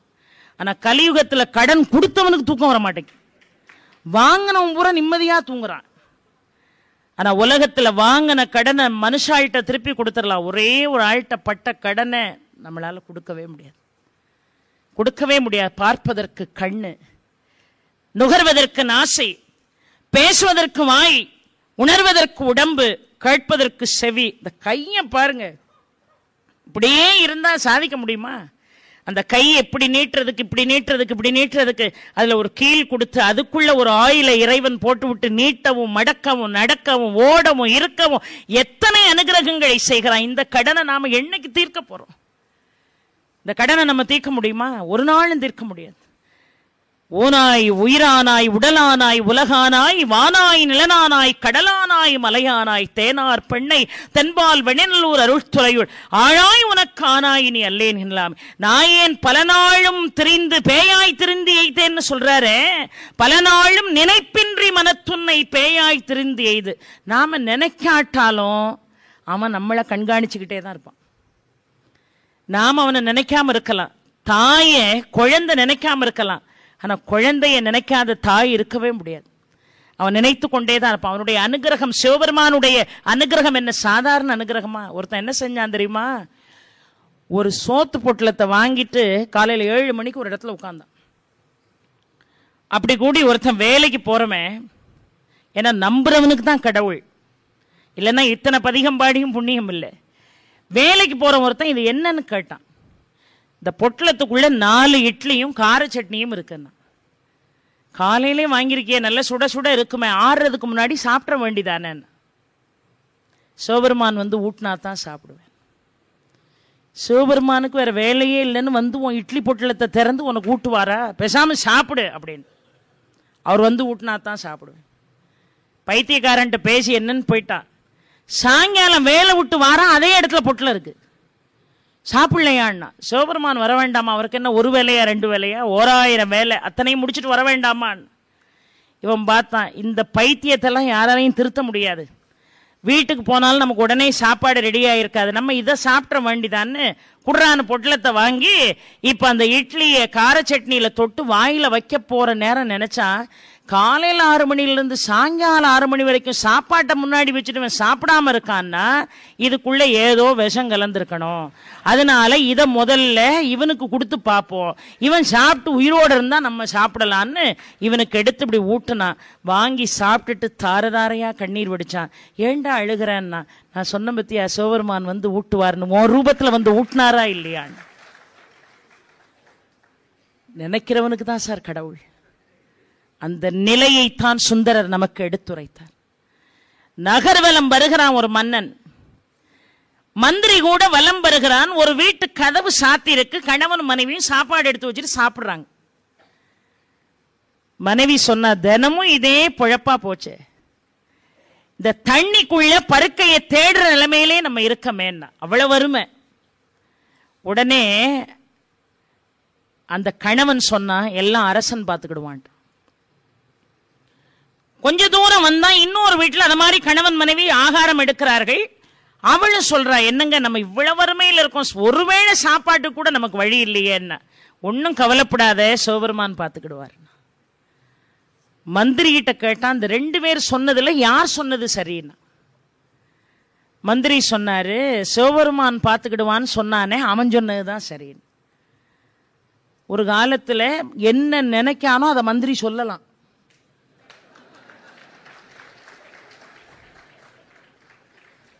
நீ வாட்டுக்கு சிரிச்சு என்ன வம்புல மாட்டி விடக்கூடாது, பொதுவா சொன்ன சார். சிவபெருமான் தான் பெருசு அப்படின்னு அவன் சொன்னதுதான் சரி. அரசருக்கு கொஞ்சம் கோவம் வந்து, நம்மளை பாராட்டலையே. நேரா போய் யாருக்கும் தெரியாம, மந்திரிக்கு கூட தெரியாம ஒரு தடியங்காய் வாங்கினான். உங்க பகுதியில் என்ன வெள்ளை பூசணின்னு சொல்லுவீங்களா? எங்க பகுதியில் தடியங்கான்னு சொல்லுவோம். அந்த தடியங்காவை வாங்கி, இந்த திருஷ்டிக்கெல்லாம் வீட்டில் கட்டுவோம்ல, அதை வாங்கி மேல ஒரு 1 ரூபா காசு அளவுக்கு ஒரு சின்ன ஓட்டை போட்டான். உள்ள இருக்கக்கூடிய விதையெல்லாம் குடைந்து வெளியே தள்ளிட்டு பொற்காசுகளை உள்ள நிரப்புனான். நிரப்பி பழையபடி இந்த விதையை தூக்கி உள்ள போட்டு நல்லா கொச்சு வச்சு குத்தி இந்த பிரித்த பகுதியை அதுல ஒட்ட வச்சு நேரம் அவனை கூப்பிட விட்டான். அரசன் பார்த்துக்கிடுவான்னு சொன்னானே, அவனை கூப்பிட விட்டான். அவன் நேரம் அரசவைக்கு வந்தான். அப்பா, நேத்து நான் நகர்வலம் வந்தேன், எல்லாமே அரசன் பார்த்துக்கிடுவான்னு உன் நம்பிக்கை இருக்கு பாரு, அது எனக்கு ரொம்ப மகிழ்ச்சியா இருந்தது, இந்தா உனக்கு பரிசு அப்படின்னு அந்த தடியங்காவை கொடுத்தான். இவன் வர்ற வழியில நினைச்சான், இவன்லாம் ஒரு அரசனா? இவ்வளவு காசு பணத்தை வச்சுக்கிட்டு நம்ம இவ்வளவு கஷ்டப்படுறோம், பருக்கைக்கே வழி இல்லைன்னு தெரிஞ்சு போய் ஒரு தடியங்காவை கொடுத்துருக்கானே, இதை பொங்கி சாப்பிட்றதுக்காவது நமக்கு தகுதி உண்டா இல்லையேன்னு சுத்த லூசா இருப்பான் போலன்னு வர்ற வழியில ஒரு கடையில கொண்டு போய் அதை 10 ரூபாய்க்கு வித்துட்டான். வித்துட்டு வீட்டுக்கு வந்து மனைவி கிட்ட சொன்னான், கொஞ்சமாவது இவருக்கு புத்தி இருக்கா, வெறும் பூசணி தடியங்காவை என் கையில கொடுத்துட்டாருன்னு. சரி விடுங்கன்ட்டு அந்த அம்மா. ஆனா கடவுள் பார்த்துக்கிடுவான், சிவபெருமான் பார்த்துக்கிடுவான்னு சொன்னான் பாருங்க. அவன் நேரம் அன்னைக்கு பார்க்க போனான் காய்கறி கடைக்கு. இது எவ்வளவுன்னா 10 ரூபான்னா 10 ரூபாயை கொடுத்து தடியங்காய் வாங்கி வீட்டுக்கு வந்து அறுத்து பார்க்க உள்ள அவ்வளவும் பொற்காசுகளா இருந்தது. பொற்காசுகளை பார்த்த உடனே யாருக்கும் தெரியாம குழி தோண்டி வீட்டுக்குள்ள புதைச்சிட்டு சத்தம் கட்டாம இருக்கல. இன்னைக்கெல்லாம் அப்படிதான் செய்வான். நேரம் அதை எடுத்துட்டு அரசன்ட்ட போனான். எந்த ஒரு பொருளும் திடுதுப்புன்னு கையில கிடைச்சா அதை அரசன்ட்ட போய் தெரிவிக்கணும். போன உடனே இது எப்படிப்பா உன் கைக்கு வந்ததுன்னு, இல்ல கடையில போய் நான் 10 ரூபா கொடுத்து வாங்கினேன். நீ தானே இறைவன் பார்த்துக்கிடுவான், சிவபெருமான் பார்த்துக்கிடுவான்னு சொன்னவன்னு மனசுல நினைச்சுக்கிட்டு, மந்திரி சொன்னது சரிதான், அரசன் பார்த்துக்கிடுவான்னு சொன்னதை விட சிவபெருமான் பார்த்துக்கிடுவான்னு சொன்னவனுக்கு யாருக்கு போய் எது சேரணுமோ அவன்கிட்ட கொண்டு போய் சிவபெருமான் அதை சரியா சேர்த்துட்டாரேன்னு நினைத்தான். அதைத்தான் பாடினார். நாயேன் பல நாளும் நினைப்பின்றி மனத்துன்னை பேயாய் திரிந்து எய்தேன், பிறலாக அருள் பெற்றேன், வேயார் பெண்ணை தென்பால் வெண்ணெல்லூர் அருள் துறையுள் ஆயா உனக்கு காழாயினி அல்லேன் எனலாமே. ஊனாய் உடலானாய் உயிரானாய் வானாய் நிலனானாய் கடலானாய் மலையானாய் தேனார் பெண்ணை தென்பால் வெண்ணெல்லூர் அருள் துறையுள் ஆழாய் உனக்கு ஆனாயினி அல்லேன் எனலாமே. தன்னார் மதி சூடி தழல் போலும் திருமேனி எண்ணார் புறம் ஒன்றும் எரி உண்ண நகை செய்தாய் மன்னார் பெண்ணை தென்பால் வெண்ணெல்லூர் அருள் துறையுள் அண்ணா உனக்கு ஆழாயினி அல்லேன் எனலாமே. அவர் அப்பான்னு அழைக்கிறாரு, அவரை தாயேன்னு அழைக்கிறாரு, அவர் அண்ணான்னு அழைக்கிறாரு. என்ன பொருள்? எல்லாமே எனக்கு நீதான்ப்பா, வேற யாரும் இல்லை இந்த உலகத்துலன்னு பொருள். என்ன அழகா கொடுத்தார் பாருங்க. மழுவாள் வலன் ஏந்தி மறைவோதி மங்கை பங்கா தொழுவாரவர் துயராயின தீர்த்தல் உன் தொழிலே. எல்லாருடைய துயரங்களையும் தீர்ப்பதற்காகத்தானப்பா நீ இருக்கிற. உன்னை சிவனே என்று அழைத்தால் அடுத்த கணமே ஓடோடி வந்து உற்றவிடத்து உதவும் பெருமானாக வந்து நிற்பாயே. அதை என்ன அழகா, வழுவாள் மலன் ஏந்தி மறைவோதி மங்கை பங்கா தொழுவாரவர் துயராயின தீர்த்தல் உன் தொழிலே செழுவார் பெண்ணை தென்பால் வெண்ணெல்லூர் அருள் துறையுள் அழகா உனக்கு ஆழாயினி அல்லேன் எனலாமேன் பாடினார். இப்படி ஒவ்வொரு ஸ்தலங்களாக இறைவனை தரிசித்து பாடிக்கொண்டே சென்றார் சுந்தரர். எத்தனையோ ஸ்தலங்கள் இருக்கு, எல்லாத்தையும் ஒரே நாள்ல சொல்ல முடியுமா? இல்லை. ரொம்ப அருமையான ஒரு ஸ்தலம் திருவதிகை போறார். திருவீரட்டான ஸ்தலம் அது. அந்த திருவதிகை போனவர் நேர கோயிலுக்குள்ள போல. அப்பர் சுவாமிகள் உழவார பணி செய்த இடம். அத போய் நம்ம கால் கொண்டு மிதிப்பதற்கு தனக்கு தகுதி இல்லைன்னு யார் நினைக்கிறார்? சுந்தரர் நினைக்கிறார். இறைவனால் தடுத்தாட்கொள்ளப்பட்ட அடியார் நினைக்கிறார். அப்பர் சுவாமிகள் உழவார பணி செஞ்ச இடத்தை போய் நான் எப்படி மிதிக்க முடியும்? எனக்கு ஏது அந்த தகுதின்னு? இறைவனாலே ஆட்கொள்ளப்பட்டவர், இறைவனே பித்தா என்று அடி கொடுத்து பாட வைத்தவன், அவ்வளவு பெருமைக்குரியவர், அவ்வளவு உயர்வானவர். அவரு தனக்கு தகுதி இல்லைன்னு நினைக்கிறார். ஆனா இன்னைக்கு யாருக்கெல்லாம் தகுதி இல்லையோ அவன் முத வரிசையில நிக்கிறான். முத வரிசையில, இந்த வரிசையில கால் கெடுக்க நிப்பமே அவனுக்கு பூரா கவலையா இருக்கும். அட பாவி, நம்ம அறியவன் எம்புட்டு பாவம் செய்யறான். இவன் ஒரு 500 ரூபாயை கொடுத்துட்டு விஐபி டிக்கெட்டை வாங்கிட்டு முத வரிசையில நிக்கானே, முருகா உனக்கு கண்ணு இருக்கான்னு மனசுக்குள்ள வேதனைப்பட்டுக்கிட்டு இருப்பான். அதுக்கும் ரொம்ப அழகா வாரியார் சுவாமிகள் ஒரு செய்தி சொல்வாரு. ஆலயத்துல போய் 500 ரூபா 1000 ரூபான்னு டிக்கெட் கொடுத்து முத வரிசையில நிப்பான் பாருங்க, அவன் முருகனை பாக்குறானா. ஆனா கால் கெடுக்கிறப்பா உன்னை பார்க்க நான் வந்திருக்கனே, உனக்கு கண்ணு இல்லையான்னு கதறானே, அவனைத்தான் முருகன் பார்த்துக்கிட்டு இருப்பான். 1000 கொடுக்கிறவன் முருகனை பார்ப்பான், வரிசையில நிக்கிறவன முருகன் பார்ப்பான். வாரியார் சுவாமிகள் அழகா சொல்வார். அதை என்ன அழகா பாருங்க. அப்பேற்பட்ட உயர்வானவர் அந்த ஸ்தலத்துல போய் நாம கால் மிதிக்க முடியுமான்னு நினைச்சார். கோயிலுக்குள்ள போகாம ஊரினுடைய எல்லையிலிருந்து சித்தவிடத்துல போய் தங்கினார், மடத்துல போய். இரவு நேரத்தில் சுந்தரர் அயர்ந்து தூங்கி கொண்டிருக்கிறார். இறைவன் இப்பொழுது ஒரு அந்தணன் ரூபத்தில் வந்து, இவர் இப்படி தலை வச்சு இப்படி கால் நீட்டி படுத்திருக்காருன்னா இறைவன் அங்க தலை வச்சு இவர் காலுக்கு தலைக்கு நேரா காலை நீட்டி படுத்தான். இப்ப இறைவனுடைய 2 பாத கமலங்களும் சுந்தரருடைய தலையில படுது. அவனுடைய அடியையும் முடியையும் பார்ப்பதற்கு யார் யார் என்னென்ன பாடுபட்டாங்கன்னு தெரியும். சுந்தரர் அயர்ந்து தூங்குகிறார். அவருடைய தலையில இப்ப கேட்காமலே பாதத்தை வைத்து பார்க்கிறார். எங்க போனாலும் முதல் வணக்கம் யாருக்கு? இறைவனுடைய பாதத்துக்கு தான். இறைவனுடைய பாதத்துக்கு தான் முதல் வணக்கம். அதுக்கு ஒரே ஒரு உதாரணம் சொல்றேன். இந்த போற நிறுத்துறது எப்படின்னு ஒவ்வொருத்தரையா போய் பகவான் கிருஷ்ணர் ஆலோசனை கேட்டார்ல. நேரத்தின் அருமை கருதி ஷார்ட்டா சொல்றேன். போய் ஆலோசனை கேட்டார். தர்மன் சொன்னா, அப்பா போரே வேண்டாம், எல்லாரும் மாண்டு போவார்கள், சமாதானமே கேளு. அது எப்படிப்பா இன்னும் அவன் சம்மதிப்பா? பாதி ராஜ்யங்களில் 5 நாடுகளில் 5 ஊர்களில் 5 வீடாவது கேட்டுட்டு வா. எதுக்கும் சம்மதிக்கலன்னா போர் கேளு. பீமனை கூப்பிட்டு கேட்டார், நான் தூது போறேன், என்ன செய்யணும்னார். நீ போயெல்லாம் ஒன்னும் நடக்காது, பேசாம என்ன அனுப்பு. என் கதாயுதத்தால ஒரு நிமிஷத்துல துரியோதனன் கதையை முடிச்சிடுறேன்னா. அர்ஜுனன்ட்ட என்னப்பான்னார், என்னுடைய வில் துரியோதனனுக்காக காத்து கொண்டே இருக்கிறது, என்ன அனுப்பு, அவன் கதையை நான் முடிச்சுட்டு வந்துடுறேன் கிருஷ்ணா. நகுலனை கூப்பிட்டார். அவன் ரொம்ப அழகா சொன்னான். அறிவுள்ளவன்ட்ட போய் சில விஷயங்களை எடுத்து சொன்னா அவனுக்கு புரியும்.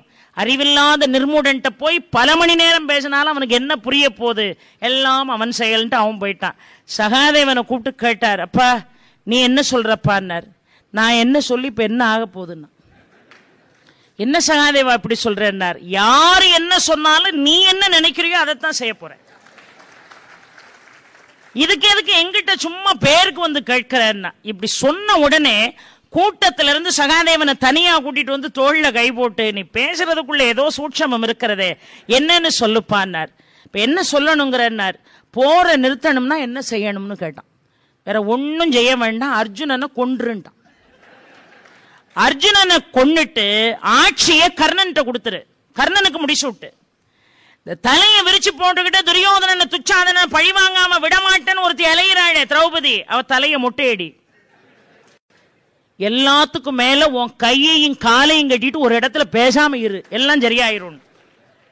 பகவான் கேட்டார், ஏன்பா நீ சொன்ன மாதிரி அர்ஜுனனை கொண்டுடலாம், ஆட்சியை கர்ணனுக்கு கொடுத்துடலாம், பாஞ்சாலியினுடைய தலைமுடி எடுத்துடலாம், ஆனால் என்னை நீ கட்டுவேன் என்று சொல்கிறாய், அது எப்படி சாத்தியம் என்று கேட்டார். கட்டிட்டன்னா அப்படின்னா சகாதேவன், உன்னால முடியாதுன்னார். நான் கட்டி காட்டுறேன் பாருன்னு 5 புலன்களையும் அடக்கி இறைவனை தன்னுடைய மனதிற்குள் கட்ட முயற்சி செய்ததை புரிந்து கொண்ட கிருஷ்ணர் விஸ்வரூபம் எடுத்தார்.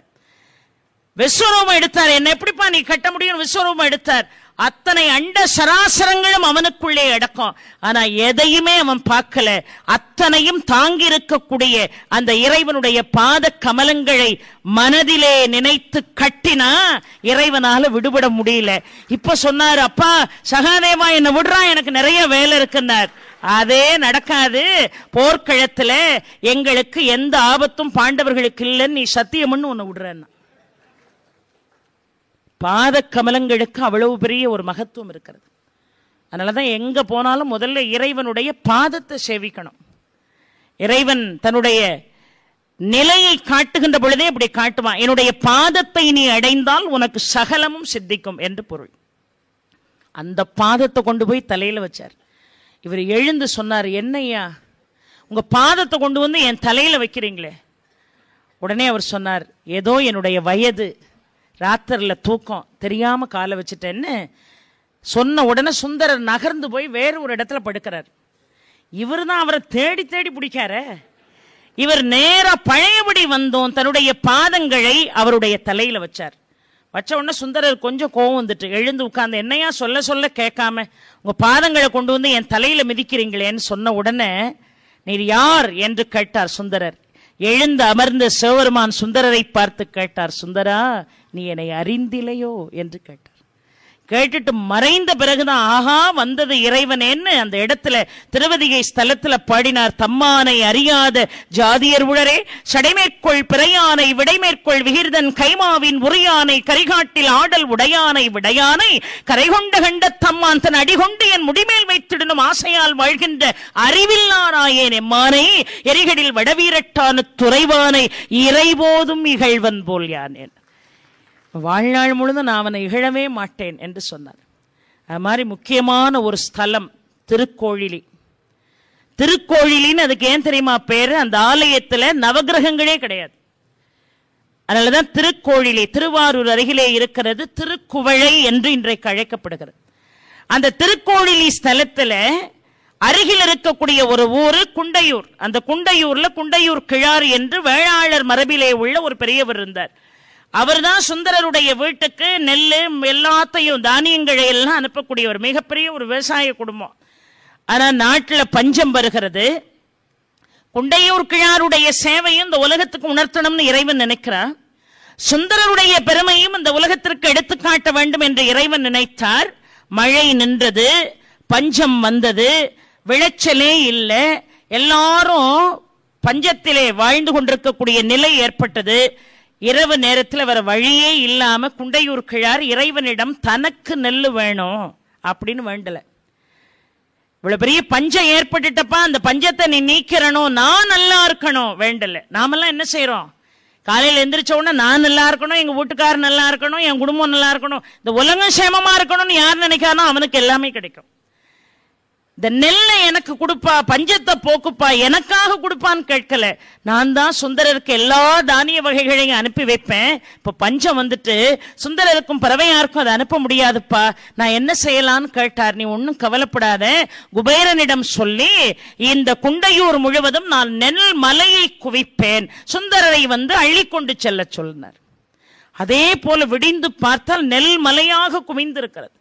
இவர் பதறி அடிச்சுக்கிட்டு நேரா போனார். போய் திருவாரூர்ல இருக்கக்கூடிய அந்த சுந்தரரை பார்த்து இறைவனிடம் நெல் கேட்டேன், நெல் மலையே கொண்டு வந்து குண்டையூர் முழுவதும் குவித்து விட்டா, இதை சாதாரண ஆட்களை வைத்து அள்ளி கொண்டு வந்து திருவாரூர்ல என்னால சேர்க்க முடியாது, அதை சேர்க்கறதுக்கு நீங்க தான் ஒரு வழி பண்ணணும்னு சொன்ன உடனே அந்த நெல்லை கொண்டு வந்து திருவாரூர்ல சேருன்னு ஒரு பதிகம் பாடினார் சுந்தரர்.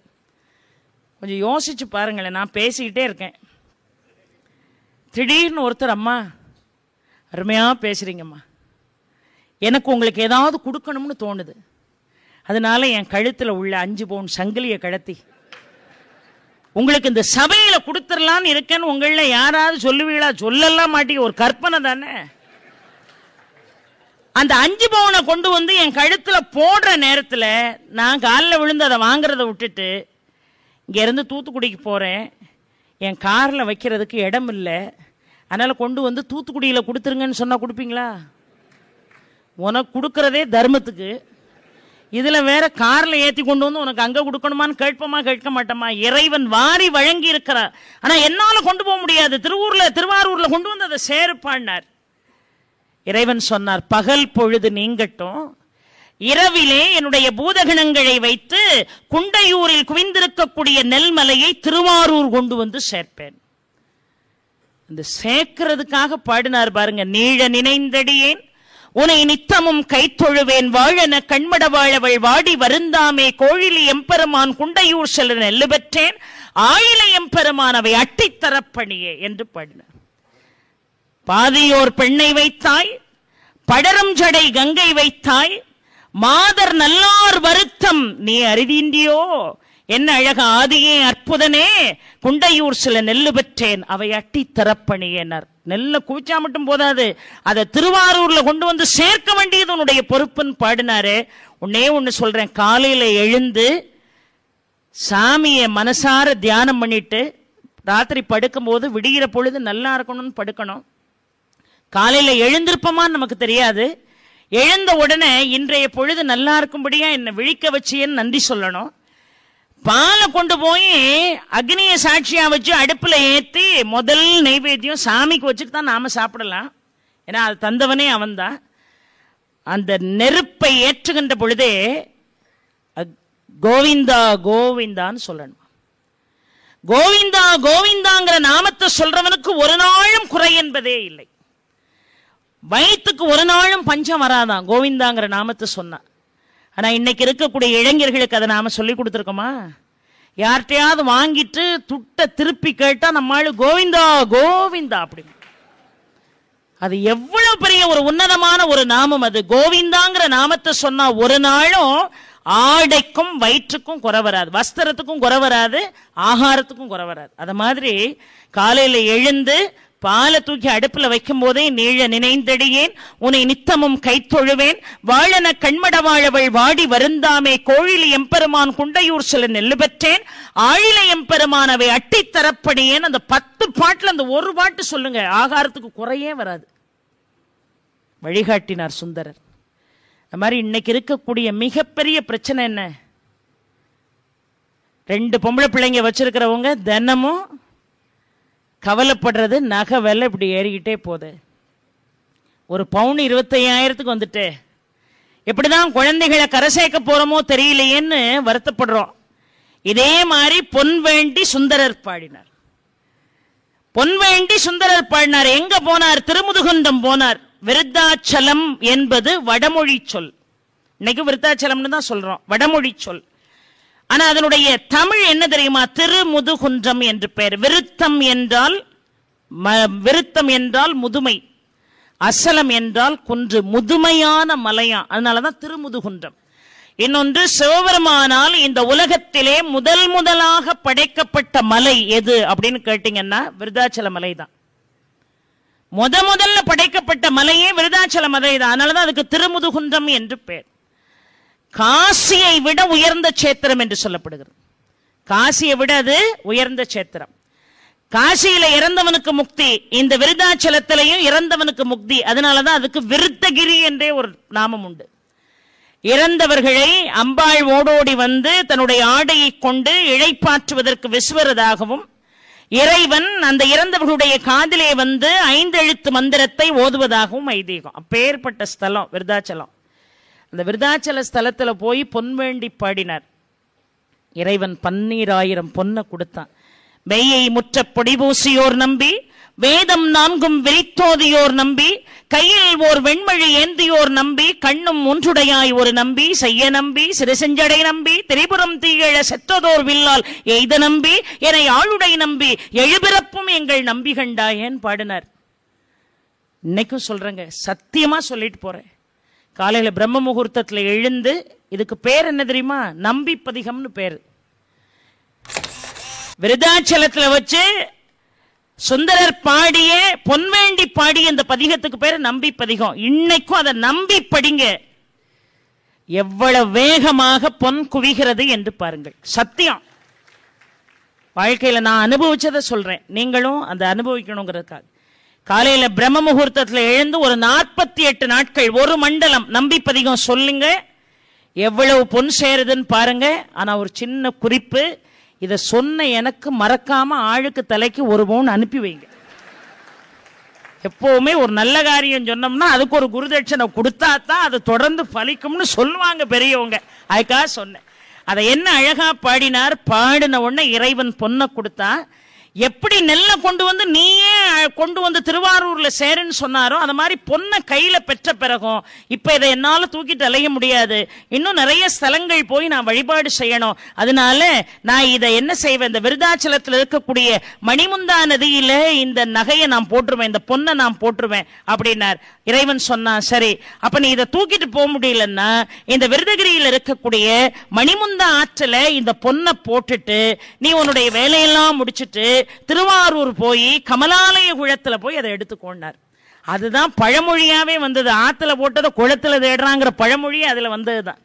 அதே மாதிரி இவர் எல்லா ஸ்தலங்களும் தரிசித்து விட்டு நேரம் அங்க போய் பொன்னை எடுப்பதற்காக, இந்த பொன்னை மணிமுந்தா நதியில போடுறதுக்கு முன்னாடியே சுந்தரர் என்ன தெரியுமா செய்தார், சிறுபிள்ளை மாதிரி அந்த பொன்னுல கொஞ்சத்தை வெட்டி எடுத்துக்கிட்டார் மச்சம் பாக்குறதுக்கு. அதுவே அங்க வந்து சேருதா இல்ல தரம் குறைந்து போகுதான்னு குழந்தை மாதிரி அதுல கொஞ்சம் போல வெட்டி எடுத்துட்டு குளத்துக்குள்ள போட்டுட்டார். நேரா திருவாரூர்ல போய் அந்த பொன்னை தேடினார். பொன் கிடைக்கல. பொன்னார் மேனிய நீர்னு ரொம்ப அற்புதமாக இறைவனை புலித்தோலை அரை கசைத்தீர் என்று ரொம்ப அழகாக பதிகம் பாட ஆரம்பிச்சார். 1 2 3 4 5 6ன்னு 8 பாட்டு 7 பாட்டு பாடி முடிச்சாரு. வரல. அப்புறம் 8வது பாடல் பாடுகின்ற பொழுதுதான் அந்த பொண்ணு கையில கிடைச்சது. எடுத்து தான் ஏற்கனவே வெட்டி வைத்திருந்த அந்த பொண்ணோடு பொருத்தி பார்த்தார். தரம் சரியாக இருந்தது. பொன் வேண்டிய போது பொன்னை கொடுத்தான், பண் வேண்டிய போது பண்ணை கொடுத்தான். நாம கூட யோசிக்கலாம், இறைவனே தான் விருதாச்சலத்துல வச்சு பொன்னை கொடுத்தான், நீயே மணிமுந்தா நதியில போட்டுட்டு கமலாலய குளத்துல போய் எல்லாரும் பார்க்கும்படி நான் அதை எடுக்கணும்னார். உன்னுடைய அனுகிரகம் எல்லாருக்கும் புரியணும், எல்லாரும் பார்க்கும்படி அதை நான் எடுக்கணும்னார். சரிப்பா கமலாலய குளத்துல போய் எடுத்துக்கோன்னு இறைவன் தான் ஒரு வாய்ப்பை கொடுத்தா. ஆனா தேடின உடனே கிடைக்கல. கமலாலய குளத்துக்குள்ளதான் பொண்ணு கிடக்கு, ஆனா தேடின உடனே கிடைக்கல. என்ன காரணம்? ஏன் இறைவன் சுந்தரரை இப்படி அலைபாய விடுகிறான் என்று நாம யோசிக்கலாம். ஆனால் இறைவனுடைய எண்ணம் என்னன்னா, இந்த தேடுற நேரத்துக்குள்ளேயாவது இந்த சுந்தரனுடைய தேவார தமிழை செவி கொடுத்து கேட்க வேண்டும் என்கின்ற ஆவல் இருந்த காரணத்தினால்தான் இறைவன் அந்த சிறு அங்கலாய்ப்பை கூட சுந்தரருக்கு ஏற்படுத்தினான் என்று பார்க்கிறோம். இப்படி ஸ்தலங்கள் தோறும் சென்று இறைவனை புகழ்ந்து இறைவனை பாடி இறைவனை துதித்து நமக்கு வாழ்க்கைக்கு வழிகாட்டி இருக்கிறார் சுந்தரர். நாமும் அந்த பதிகங்களை எல்லாம் உள்வாங்கி இறைவனை முழு நம்பிக்கையோடு தியானம் செய்து, நம்பிக்கை இல்லாம வழிபாடு செய்தா இறைவன் வருவதில்லை, நம்பினவனுக்கு தான் இறைவன். அதனால நம்பிக்கையோடு இறைவனை வழிபாடு செய்து சுந்தரரை மனதிலே தியானித்து இந்த உலகம் உய்ய இம்மைக்கும் மறுமைக்கும் வழி சொன்னவர் சுந்தரர். அந்த இம்மைக்கும் மறுமைக்கும் வழி சொன்ன பதிகங்களை மறக்காமல் நாம் மனதை அழுக்கில்லாமல் சுத்தமாக வைத்துக் கொண்டு ஆணவத்தை வெளியேற்றி தான் என்ற அகந்தையை விட்டொழிந்து தன் முனைப்பையும் செருக்கையும் தூக்கி எறிந்து சுந்தரரை, சிவரூபமாக இருக்கக்கூடிய சுந்தரரை, சிவனுடைய வித்யாரூபமாக இருக்கக்கூடிய சுந்தரரை தியானித்து அவருடைய பதிகங்களை மனதிலே இருத்தி நாமும் வாழ்ந்து மற்றவர்களும் வாழ்விப்பதற்கு நாம் வழி செய்வோம். அந்த சுந்தரருடைய பிரசன்னம் நம் கண்முன்னுக்கு தெரிவது போல நம்முடைய வாழ்க்கையை நாம் மாற்றிக்கொள்ள வேண்டும். ஆக இந்த கலியுக கொடுமைகள் நீங்குவதற்கு இப்பேற்பட்ட பதிகங்களை இறைவனே அவனுடைய சொற்களை கேட்க காத்திருந்தானே, அந்த சொற்களை நாமும் செவிமடுத்து கேட்பதற்கு அந்த ஆலால சுந்தரர் இங்கே எப்போ வருவாரோ என்று உங்களைப் போல நானும் ஆவலோடு இறைவனை வேண்டுகிறேன். அவர் வருவார், நம்மை வாழ்விப்பார் என்று சொல்லி அருமையான வாய்ப்பை நல்கிய கிருஷ்ணா ஸ்வீட்ஸ் அன்பர்கள் அத்துணை பேருக்கும் ஆன்மீக உற்சவத்தை மிக சிறப்போடு நடத்தி கொண்டிருக்கக்கூடிய அத்துணை சான்றோர் பெருமக்களுக்கும் நன்றி பாராட்டி வாய்ப்புக்கு நன்றி சொல்லி இறைவனுடைய அனுகிரகம் இருந்தால் மீண்டும் உங்களை சந்திக்கிறேன் என்று சொல்லி விடைபெறுகிறேன். வீடியோவுக்கு கீழே ரெட் கலர்ல சப்ஸ்கிரைப் அப்படின்னு ஒரு பட்டன் இருக்கும். அதை இப்பவே கிளிக் பண்ணிட்டு பக்கத்திலேயே ஒரு பெல் பட்டன் ஒன்று வரும். அந்த பெல் பட்டனை அழுத்தி வச்சிருந்தீங்கன்னா நம்ம சேனலில் போடுற வீடியோக்குள்ள தொடர்ந்து பார்க்கலாம். நம்ம சேனலில் ஆல்ரெடி நிறைய யூஸ்ஃபுல்லான வீடியோ போட்டிருக்கோம். அதை பார்க்கணும்னு நினைக்கிறவங்க அந்த சேனல் பேரை கிளிக் பண்ணி உள்ள போனீங்கன்னா நம்ம போட்டிருக்கிற வீடியோவெல்லாம் இருக்கும், பாருங்க.